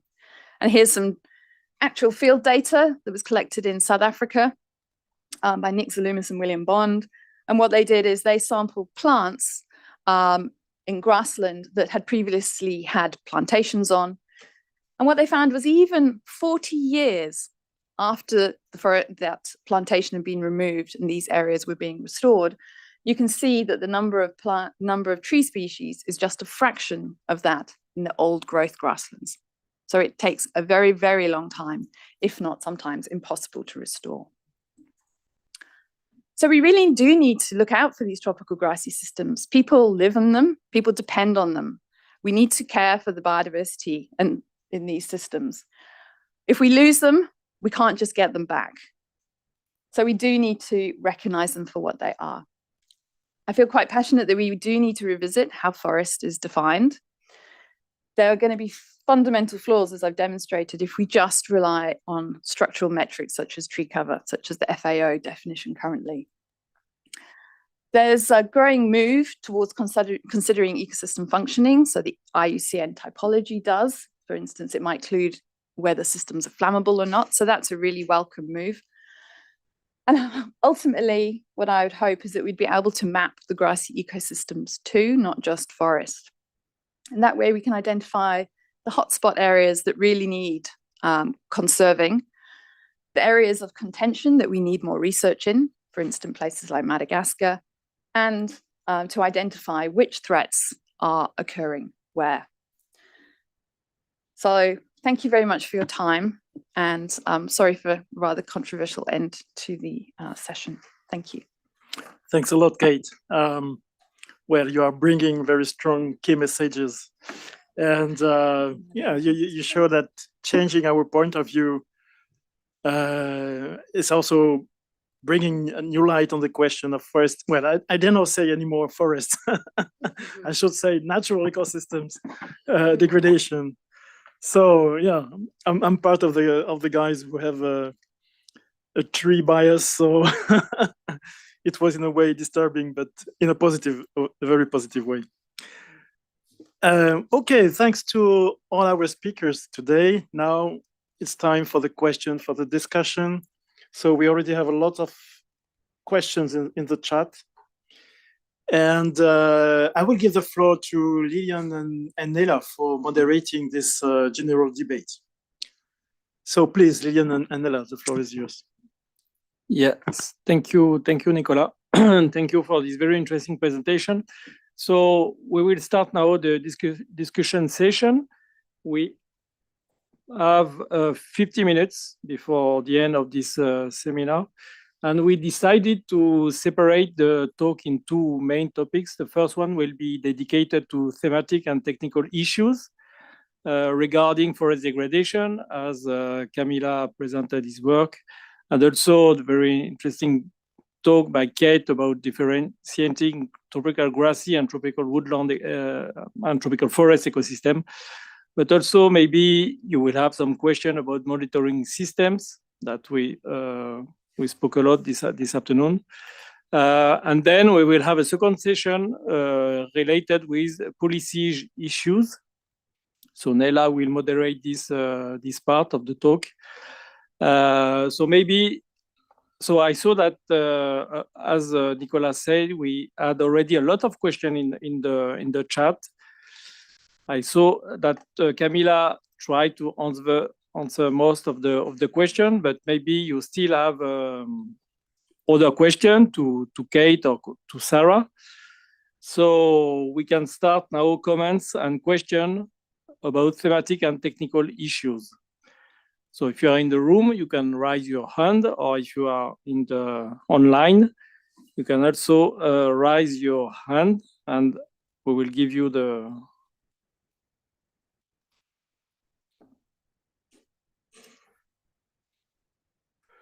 Do we have any question?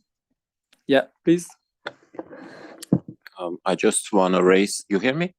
Yes, I just want to raise some. My name is Dominique Plouvier. I'm a forestry consultant.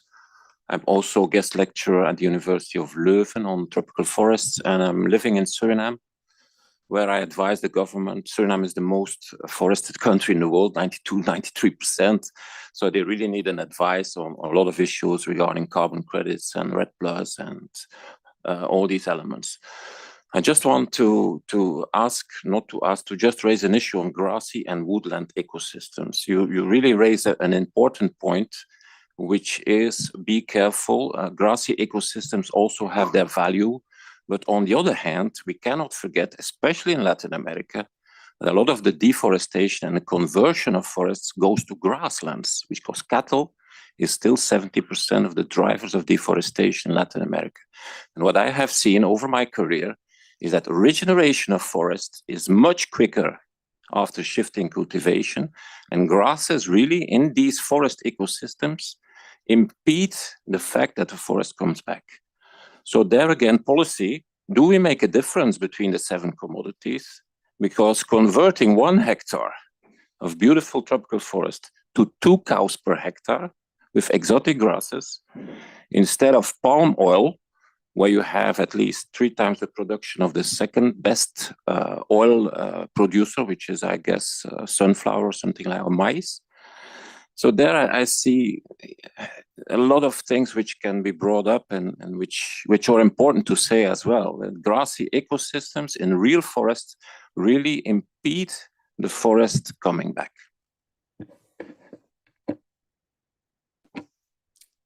Thank you. Yeah, so the grasslands you're talking about are derived grasslands. So people end up talking about savannarization of some of these tropical forest areas where they've been destroyed, which kind of fills me with dread. I hate the term because also it's then seen as something negative, that then people take those connotations to the natural savannas, those ancient grasslands that are really diverse and important for biodiversity, carbon, and a whole bunch of other stuff. The grasslands you're talking about are those derived grasslands. Their value ecologically is really low. Like you said, lots of them are filled with invasive grasses, non-native grasses. And the biota of those areas isn't evolved and adapted to them. So in a sense, their value is really low. They're not the grasslands that I'm talking about. And so when you're talking about agriculture, should you have oil palm or should you have those grasslands? I think that would be up for the local people to decide what they wanted to have for their economy. I mean, you've got a trashed tropical forest, basically, and what you've got as a result is some weedy, horrible, grassy system, but it's not an ancient, special grassland.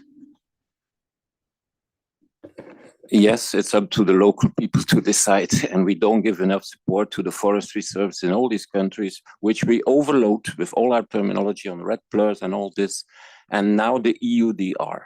I've been working with so many forest service, and you see these people don't have the capacity to follow all these things we want from them.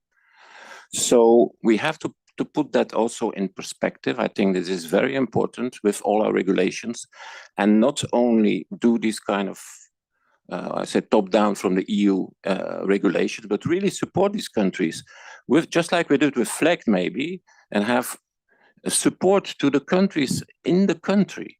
Through FAO or through other organizations, we can help them with land use planning and what is good to convert.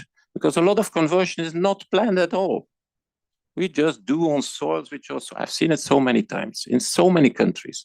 It's not planned at all.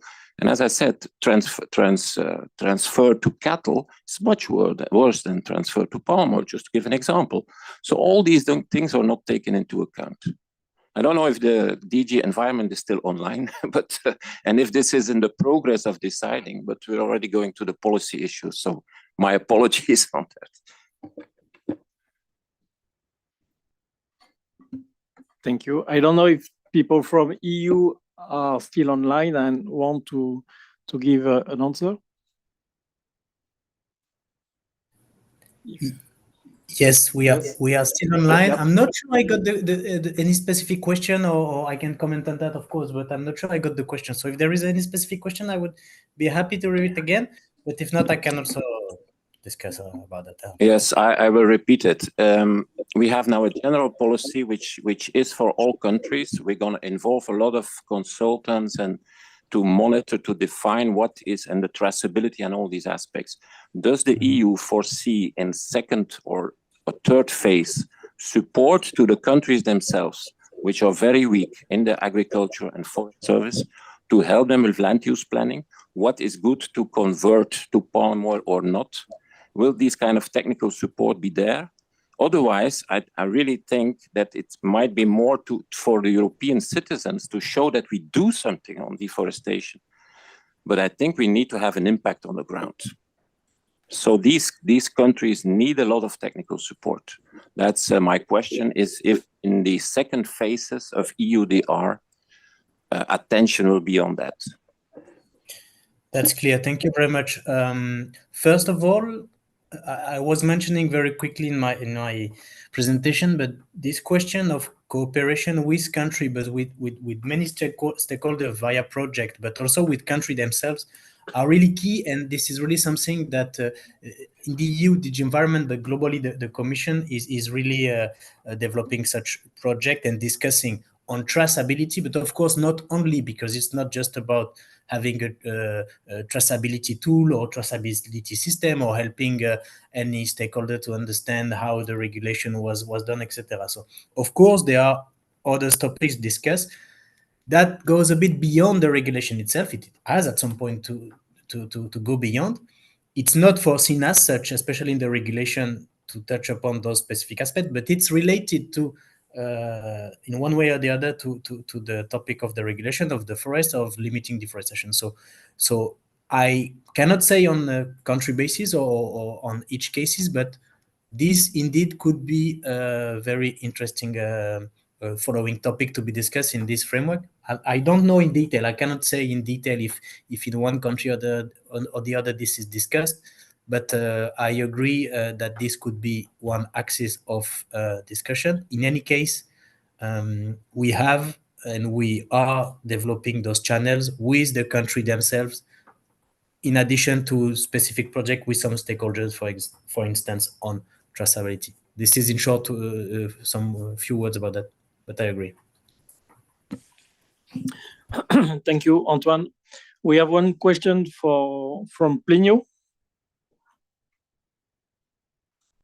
Yes, good afternoon, everybody.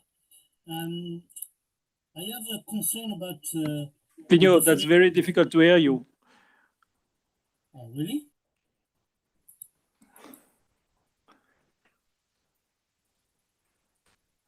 And now, can you hear me? No, it's the same. Forget.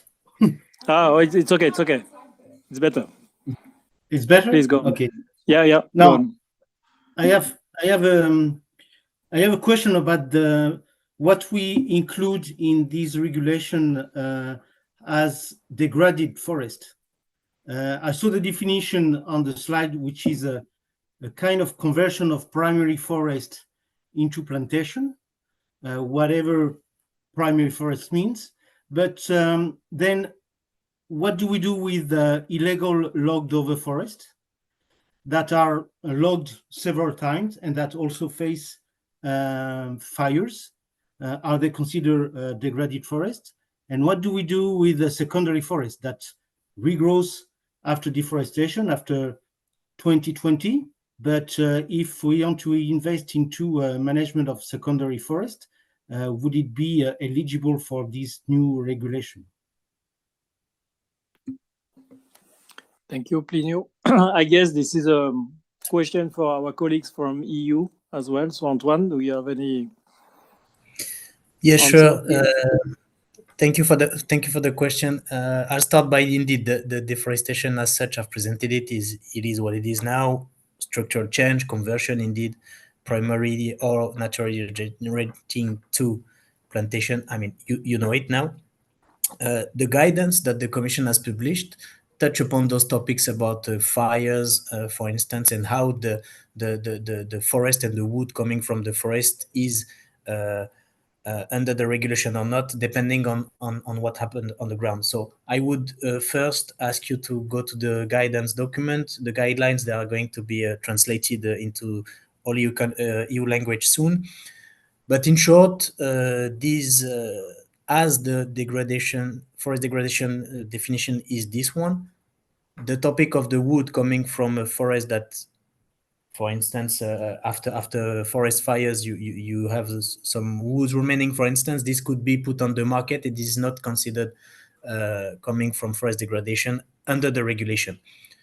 This was in short, I mean, we are here discussing about different scenarios. The guidelines, the guidance document deals about those scenarios. So I will invite you to see. I'm not sure in detail on each scenario. For instance, what about a disease? What about if the land is converted to something else than the commodities under the scope of the regulation? So all of those scenarios are in the guidance now. So I think it will give clarity for you depending on what you're looking for.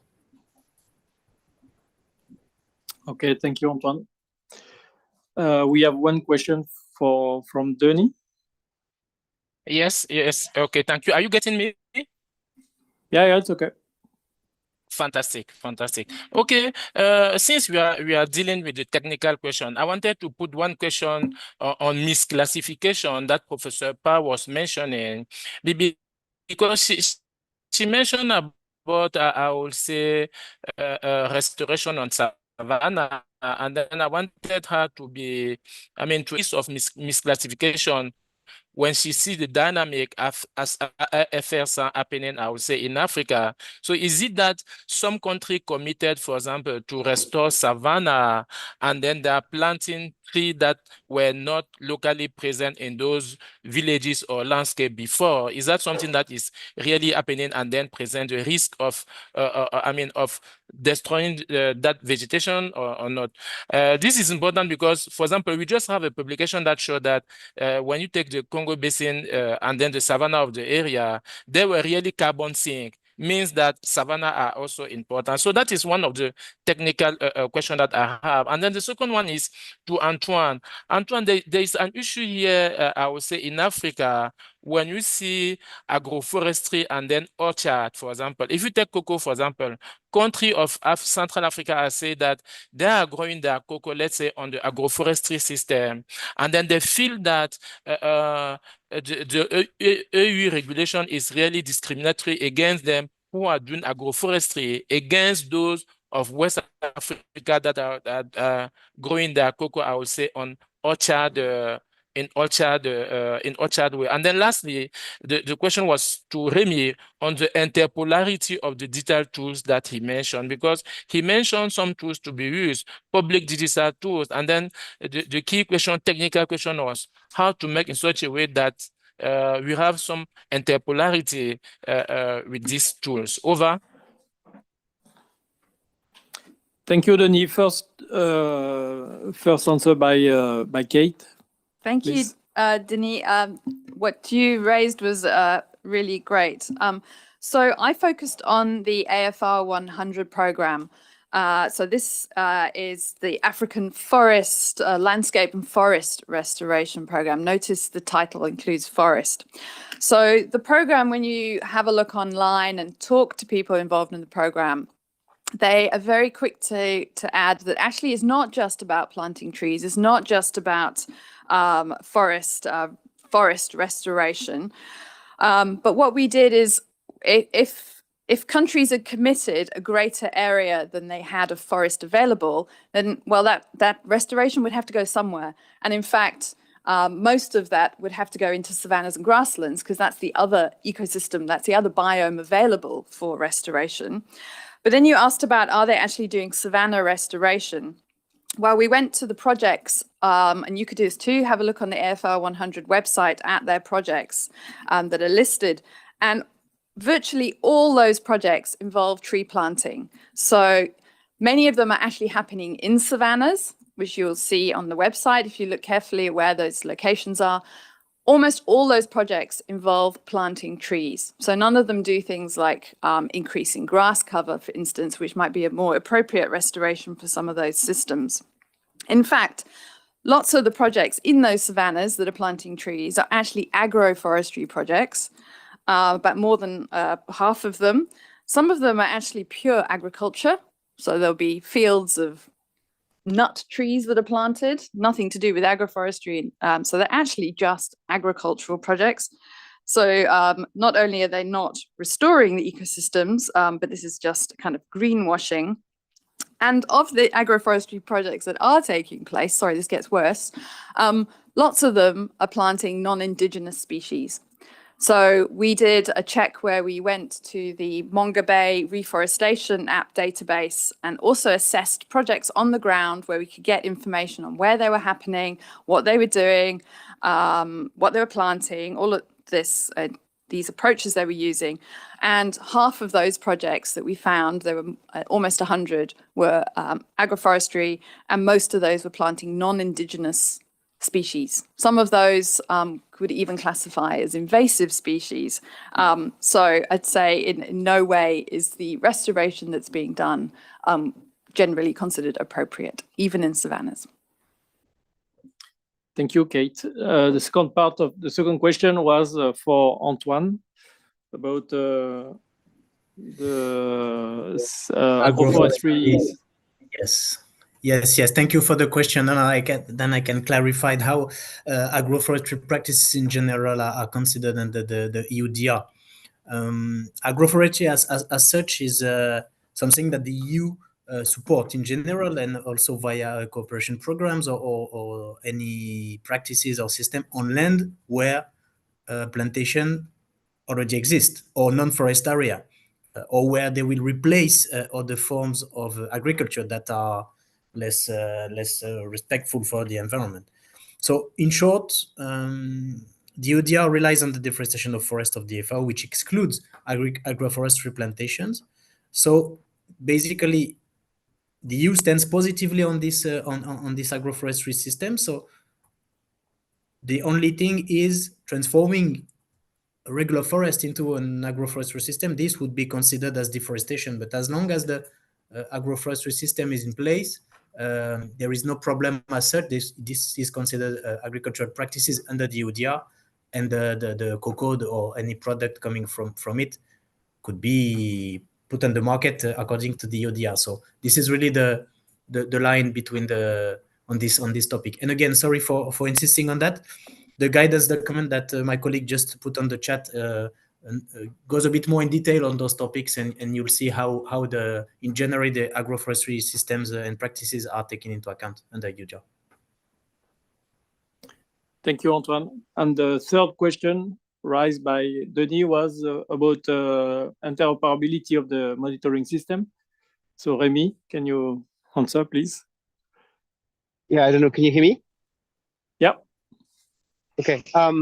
Yeah, just to re-echo on what Antoine just mentioned, I put the example in the chat that exactly exemplifies that we actually we are actually able to combine existing data to clarify that existing agroforestry systems can be seen with low risk deforestation. And I provided an example, and I'm really happy to elaborate on that with Denis if needs be. But I think it was a really good re-insisting from Digien on this. So thanks.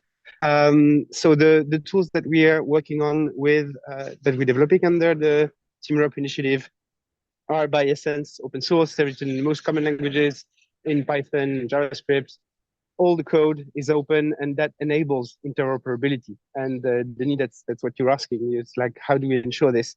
So not only do we publish the source code, do we make it fully open and easy to see and check what's happening, but we also write it in the languages that can be plugged with existing solutions. And we also work with completely fully public data, so that we are sure that those can be used and can be without restrictions, without limitations or discrimination of access used by all. So I really encourage you to look at those. And again, if you want to have a specific discussion on the interoperability, it's at the core of what's being designed with digital public infrastructure. It's essential that the elements are interoperable so that we can use diverse systems and diverse sources of data, that they can be combined so that we can make the most of it. I think I'll stop there. Thanks. Thank you, Remy. Thank you for these very interesting questions and very precise response. We are going to move now for the second part of the session, of the discussion session, so related with policies. So Neila will take the lead for this session.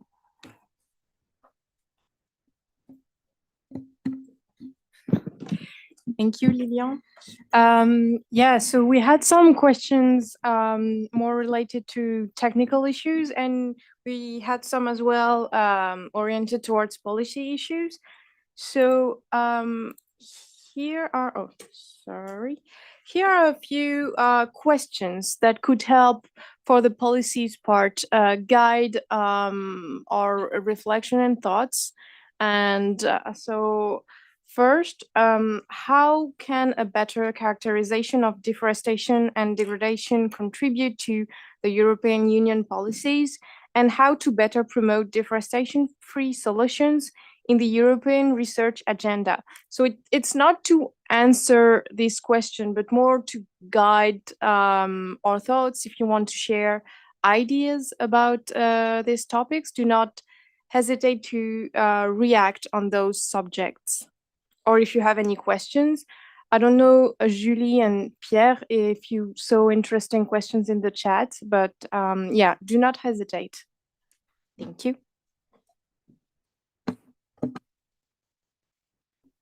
Thank you, Nila. It seems that Camilla did a great job in answering most of the technical questions, or maybe more or less technical question or question about her work. There was a question of Denis Sonwa, who was answered by Antoine. Maybe on the technical aspect, what is clear from cocoa systems and in Central Africa is that you have the continuum between what I would say the historical and quite traditional system, which used to keep an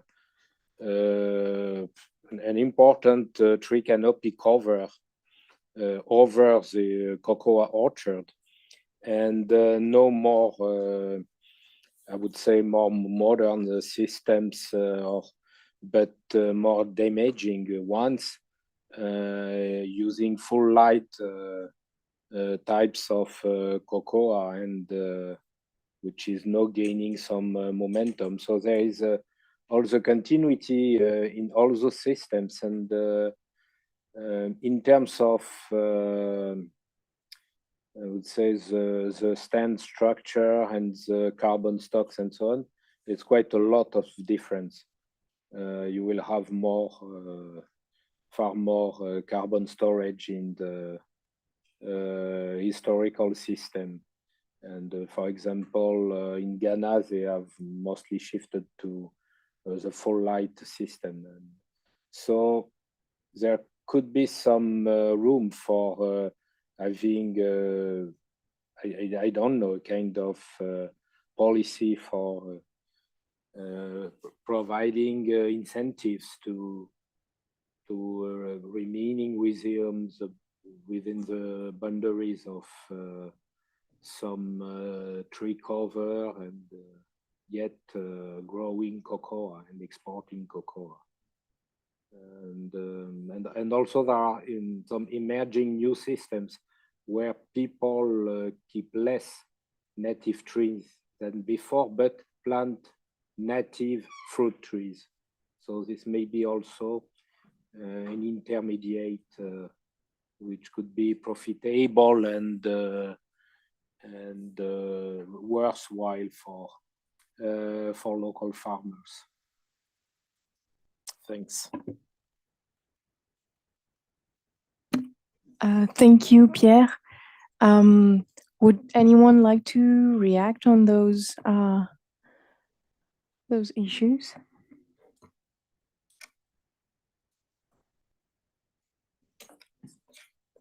Denis, your hand is still raised. Is that a new question, or was it the one Yes, from it before? is. Yes, it is. Oh, yeah. It is. Please Yes, go it ahead. is. Yes, let me pick from that previous question because I mean, it's true that Antoine provided, I would say, an answer, but he provided, I would say, a technical answer. Now, if we take it from, I would say, from the geopolitical perspective, I think if you take one commodity like cocoa you have important cocoa coming from West Africa, and then that have happened at the expense of forests. So there have been a lot of deforestation.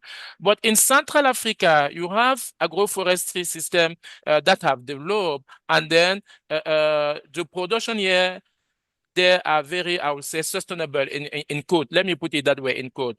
So now you have country of Congo Basin, and then you have country of West Africa. So when they are coming to the European Union, so those of Central Africa are complaining. So how can the European Union, I would say, react on that? So because Antoine mentioned, I would say, the different consultation that they will be having, what can be some of the concrete example that we can expect from that? So that is my question to Antoine. And then Remy, another question. It's true that you answer technical one about the interoperability, but now that you are mentioning, I would say, the digital tools, it means that you have some private data that may be stored in those. So did all the country are accepting to put data on those elements? So are there some, I would say, some regulation that need to be around to make in such a way that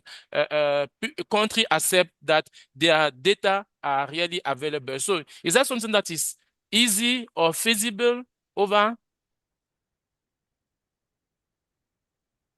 So Antoine and Rémi, I believe these questions were addressed to you, so I'll leave you the lead.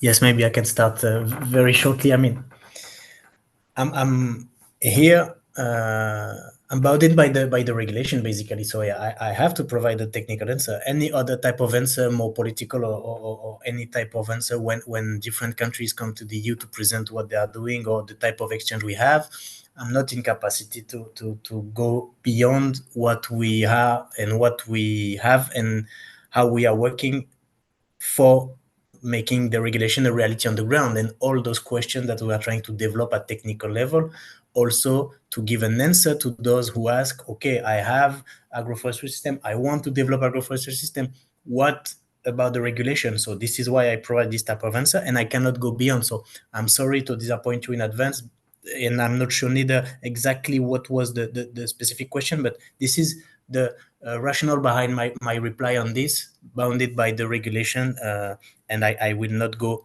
further, especially on those more, if there is more political question from countries coming. And in any case, I'm here today in this setup, but feel free also to reach out to us via me and my colleagues. We can have other discussion if needed. No problem. Thank you, Antoine. Rémi, are you still here? Yeah. Can you hear me? Yes, we can hear you. Okay. No, just to clarify that what I talked about today, WISP, and I tried to address this in the chat, Denis, so maybe you can also refer to that. And this is clearly written in our terms of service. What we do in this part of the digital public infrastructure is just a completely anonymous processing flow, so we don't retain any data, nothing, no personal, no IP, no email, no geometry, nothing. And the processing is being done on the fly, and it's just the people who send the data. The processing is happening on their side, and they can download the result, and that's the only place where it lives. So there's nothing is being retained, no personal data, nothing is being shared or stored. So we don't have a database. I repeat, the analysis is being done on fully publicly available datasets that are existing, that are being produced by university, by different institutions. When countries decide to publish their data, like Côte d'Ivoire, for instance, publish its land cover 2020 data, we integrate that. We are working with Cameroon at the moment under the Sustainable Cocoa Initiative to finalize the forest and cocoa map with GIZ, GRC, and EFI. And this data set that will come out of it will be fully public, and this will be integrated.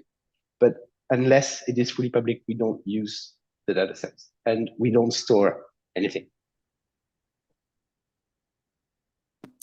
Thank you, Rémi. I saw that Guillaume, you had a question as well. Yeah, thanks. Good afternoon to all of you. It's another question to Antoine, and to relate with a question asked by Denis. I mean, the main one big issue, Antoine, by assimilating all agroforestry system to cultural system only, is that you are not able to differ between a complex system, agroforestry system, and a very poor agroforestry system. That means you can move to a very rich and biomass, full of biomass agroforestry system, to something very poor, as long as it's, yeah. So and my question is about the second revision of the regulation, especially because we have to go a bit beyond the definition of degradation. Is it possible to open the discussion about the definition of agroforestry during this second revision? I mean, it's clearly connected to the definition of degraded forest, according to me. So, open question.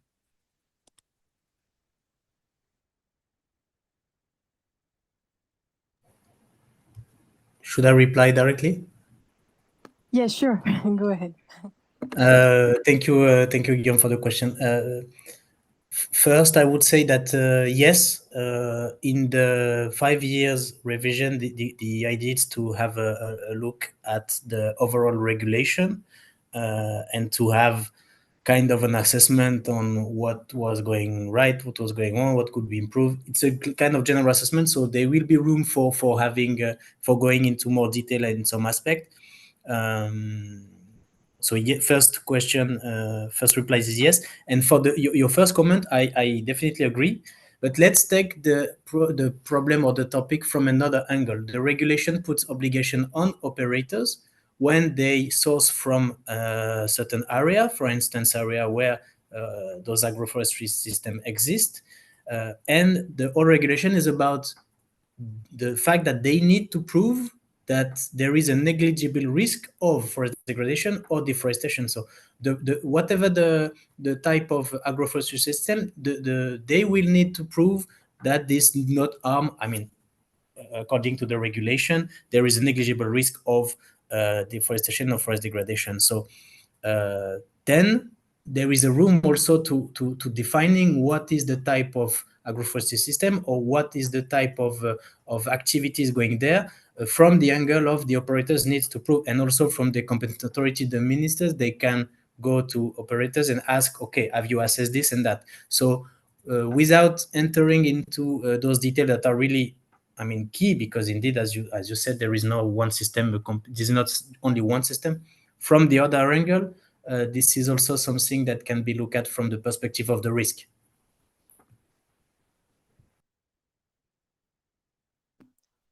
Thank you, Antoine. I saw that Denis had a question, but first I will just read a question from the chat.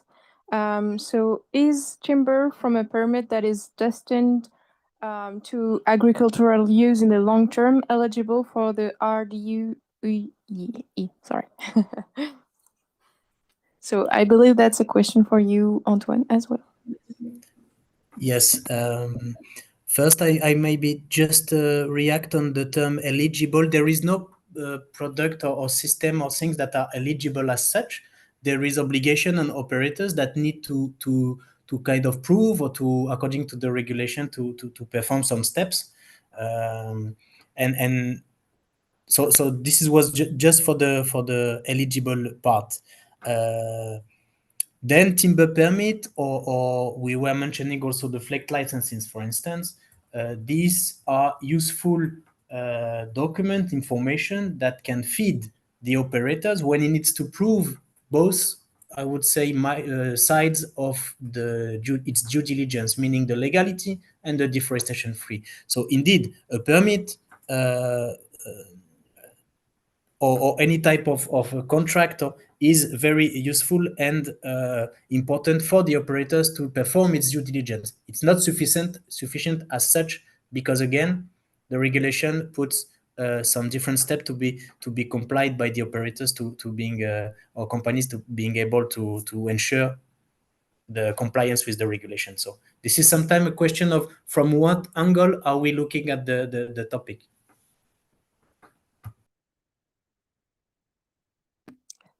Thank you. Denis, you had another question? Yes. To Antoine. Antoine, sorry to put you, I will say, on the spot, because you are the one, you are the star here on this subsession. Antoine, I mean, there is a fear that the current regulation may lead to more deforestation, some sort of effect boomerang.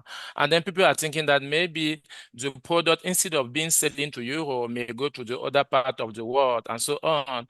And then that would be like some sort of the leakage of what we are expecting. Then my question to you is, what type of cooperation the European Union is putting in place with the other, I would say, the other consuming country like the US, like the China, or like the other BRICS, and so on. So what type of regulation, what type of cooperation the European Union is having with those key consumer, and then what would be the implication, I would say, for a producing country?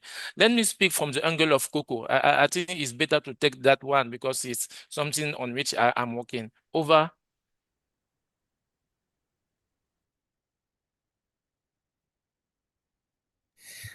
I don't want to take the session into hostage and just being a discussion with me and new colleagues. And so sorry for being long again and taking the floor that many times, but I'm happy to answer this one as well. I agree. I share your your concern. This is a real concern. This is something well identified, and this is something that we are putting into every discussion we had with producer, but also consumer country. Indeed, we believe that by putting the standards a bit high, it will also help other countries to put their standard high. Why? Because if you as a company, for instance, you try to adapt and you put a new system in place to ensure traceability, we might think that at the beginning your non-compliant product you will put or send it to let's not name a country, to send it to another country. But at the end, you will slowly also try to make the best out of this new system.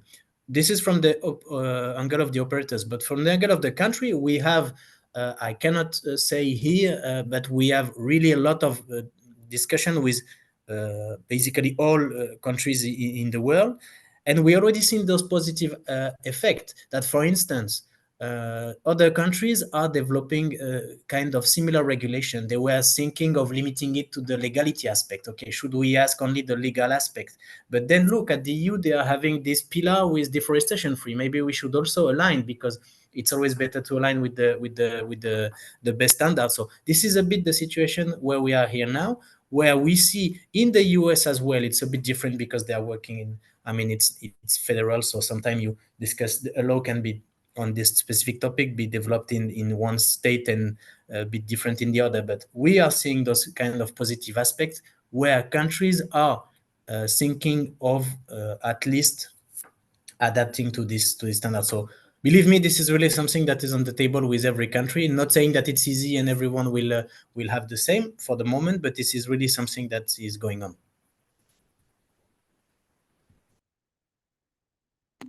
Thank you, Antoine. We have the time to take one more question or two, depending on the length. If anyone, including in the meeting room, would like to ask a question or share a point of concern or interest. Yes. Thank you. Good afternoon. I'm Caroline Duhem from ATRBT.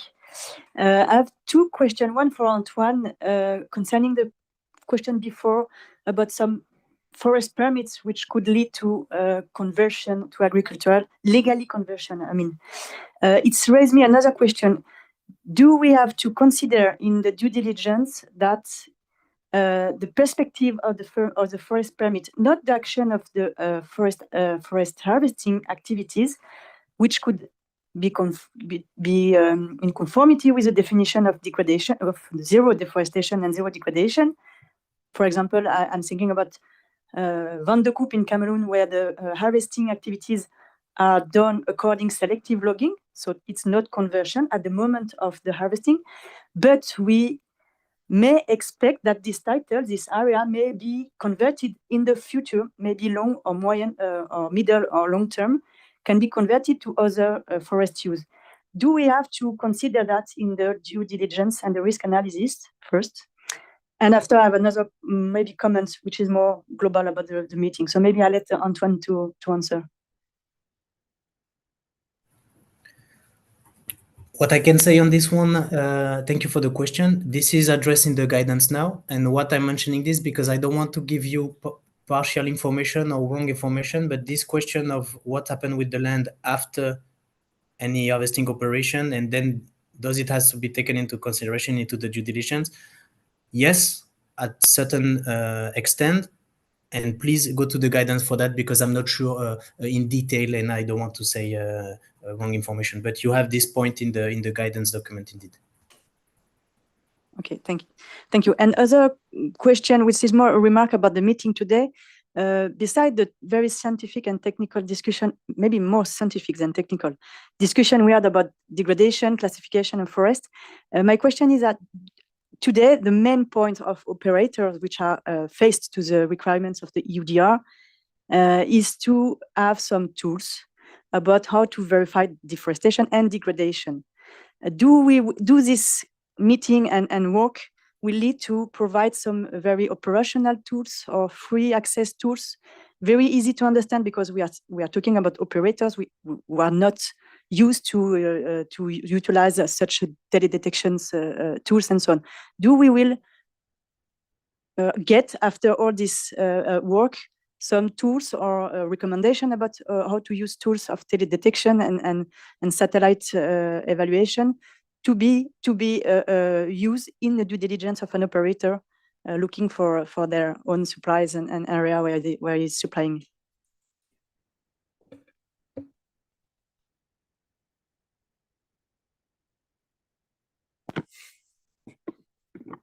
Who wants to answer?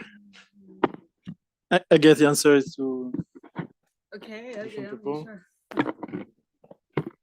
Well, I think regarding the tools, I think this is easier to accomplish because that framework I presented, for example, and other ideas can not easily, but they can be put up into a online tool and they can be modified according to countries' needs. That's possible. I think the biggest challenge is the data sets itself, because you cannot monitor a forest without the data sets. So, for example, we use a data set on tree cover and vegetation heights that were produced for the year 2020. And to follow up with the law, you will need plenty of other data sets on observed data to follow up, to monitor forests. And we have plenty of initiatives like WR presented that can be used in order to calibrate those new tools that can definitely be developed from this discussion that we had here and many others. I don't think what our colleagues think. Because there was two main issues. The first one, that operators are absolutely not used to utilize such tools. They don't know how to collect which is the best information, data, and so on. So they need to press buttons tools that they say they enter the geolocation data, and it says there is or there is no degradation or no deforestation first. Another thing, there is a lot of business around this teledetection tools for operators. They don't know where to go.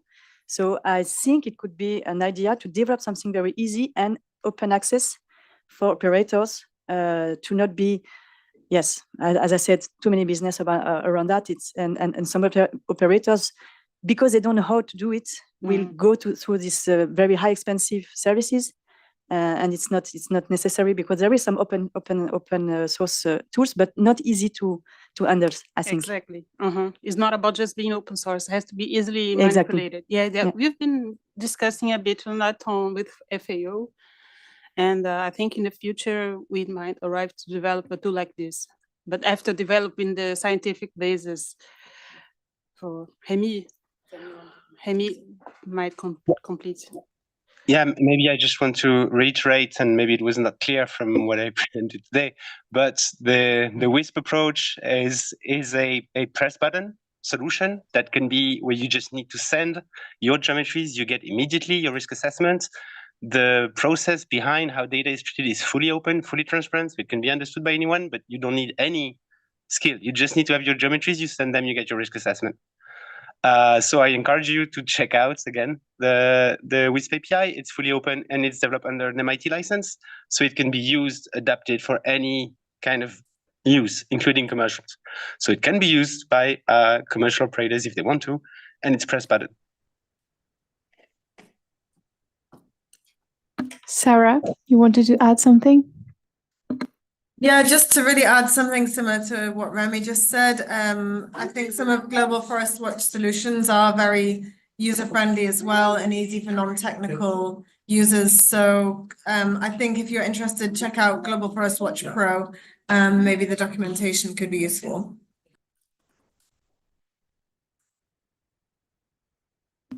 Okay, I believe it's time to conclude. Thank you for all the participants for your questions, and thank you, of course, for the speakers, for their time, to answer all the questions. And I'll leave the lead to Nicolas Picard and share my screen.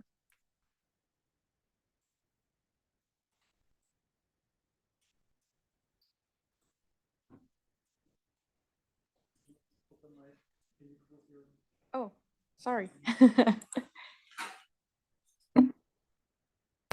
Okay, thank you. Well, I would like also to thank all of you for the very interesting discussion today. And a special thanks to our speakers for the very interesting presentations. So it's not really easy to to conclude these discussions, but I would like first to, well, once something I think quite obvious is that this EU regulation is raising a lot of questions. We saw that most of the questions were addressed to the DG environment, so this is already something indicating that there are lots of discussion raised by this regulation. And there is a high level of ambition with this regulation. So this is very good. Maybe as scientists, this brings us to the fact that the interface between policy, public policies and science is very important in this regard. So of course, one of the questions is what science can bring to support this public policies, because in a way it's also related to a very important topic, which is one of the global changes of deforestation and forest degradation. So we are at a time where we have to do something, and it's important to see what science can bring to these public policies. What we learned today from the presentations and from the discussions, well, first there is this technical fact that we have solutions to provide to assess forest degradation. These solutions are closely related to the topic of forest classification. So I think this is one of the main outcome of the discussion and presentation today. There are other tools that could be used, but that are open. But still, we saw with the last question that we need time to transfer these tools from science, then development, then something that is really operational for operators in the field. Another conclusion is we can not only think in terms of forests, we have to think in terms of natural ecosystems. And forest is part of the landscape, but we have different types of ecosystems in the landscape. And so it's also important. Sometimes we are foresters, so we are focusing on one type of ecosystem, but we have to broaden our vision of the different, in a way, ecosystem services that can be provided, and also biodiversity and all those questions. It's also part of, it could be part of the conclusion. Something that maybe was not really addressed today, and for me it's also meaningful. We saw technical points. It was addressed in a way in Kate's presentation, the fact that, and also with some questions, the fact that we also have to think in terms of the historical perspectives and social sciences and humanities, because we were addressing land cover, but actually what, and Remy was saying it in his presentation, what we are interested in is land use, and the difference is land cover is a physical system, land use is what the people are doing with the land. So there is also this dimension, the human dimension, which is also addressed in one of the questions, dealing how can we support people in planning land use. So I think we have also to bring this human dimension a bit more in the solution that we are providing, that we can provide. And I would like to finish with a perspective, because what is important also today, as I was saying, we are at the interface between science and policy. So if we want to be effective, we have also to think about what kind of network we can build among scientists. So, some people here today give us already a view of who is working in the academic arena, who is working on those topics. But then we have to think of how to bring those people together in the network to better address those questions. And I would like to highlight that at the moment there is a EU research and innovation partnership that is being developed on forest. And that could be a way, maybe, if, this partnership is being developed. So the research agenda of this partnership is not known yet, but maybe something that we could do is to try to push so that this question of deforestation and this question of forest degradation be included into the research agenda of this partnership. So that's it. Again, thanks a lot to all of you. And I hope that we will keep in touch. If you want to be in touch with us, there is an email address that you can provide. I don't know if we can share the screen to show the address. Yes, that's it. So please, to continue the discussions, to continue the contacts, please use this email address. Thanks to all of you, and let's keep in touch.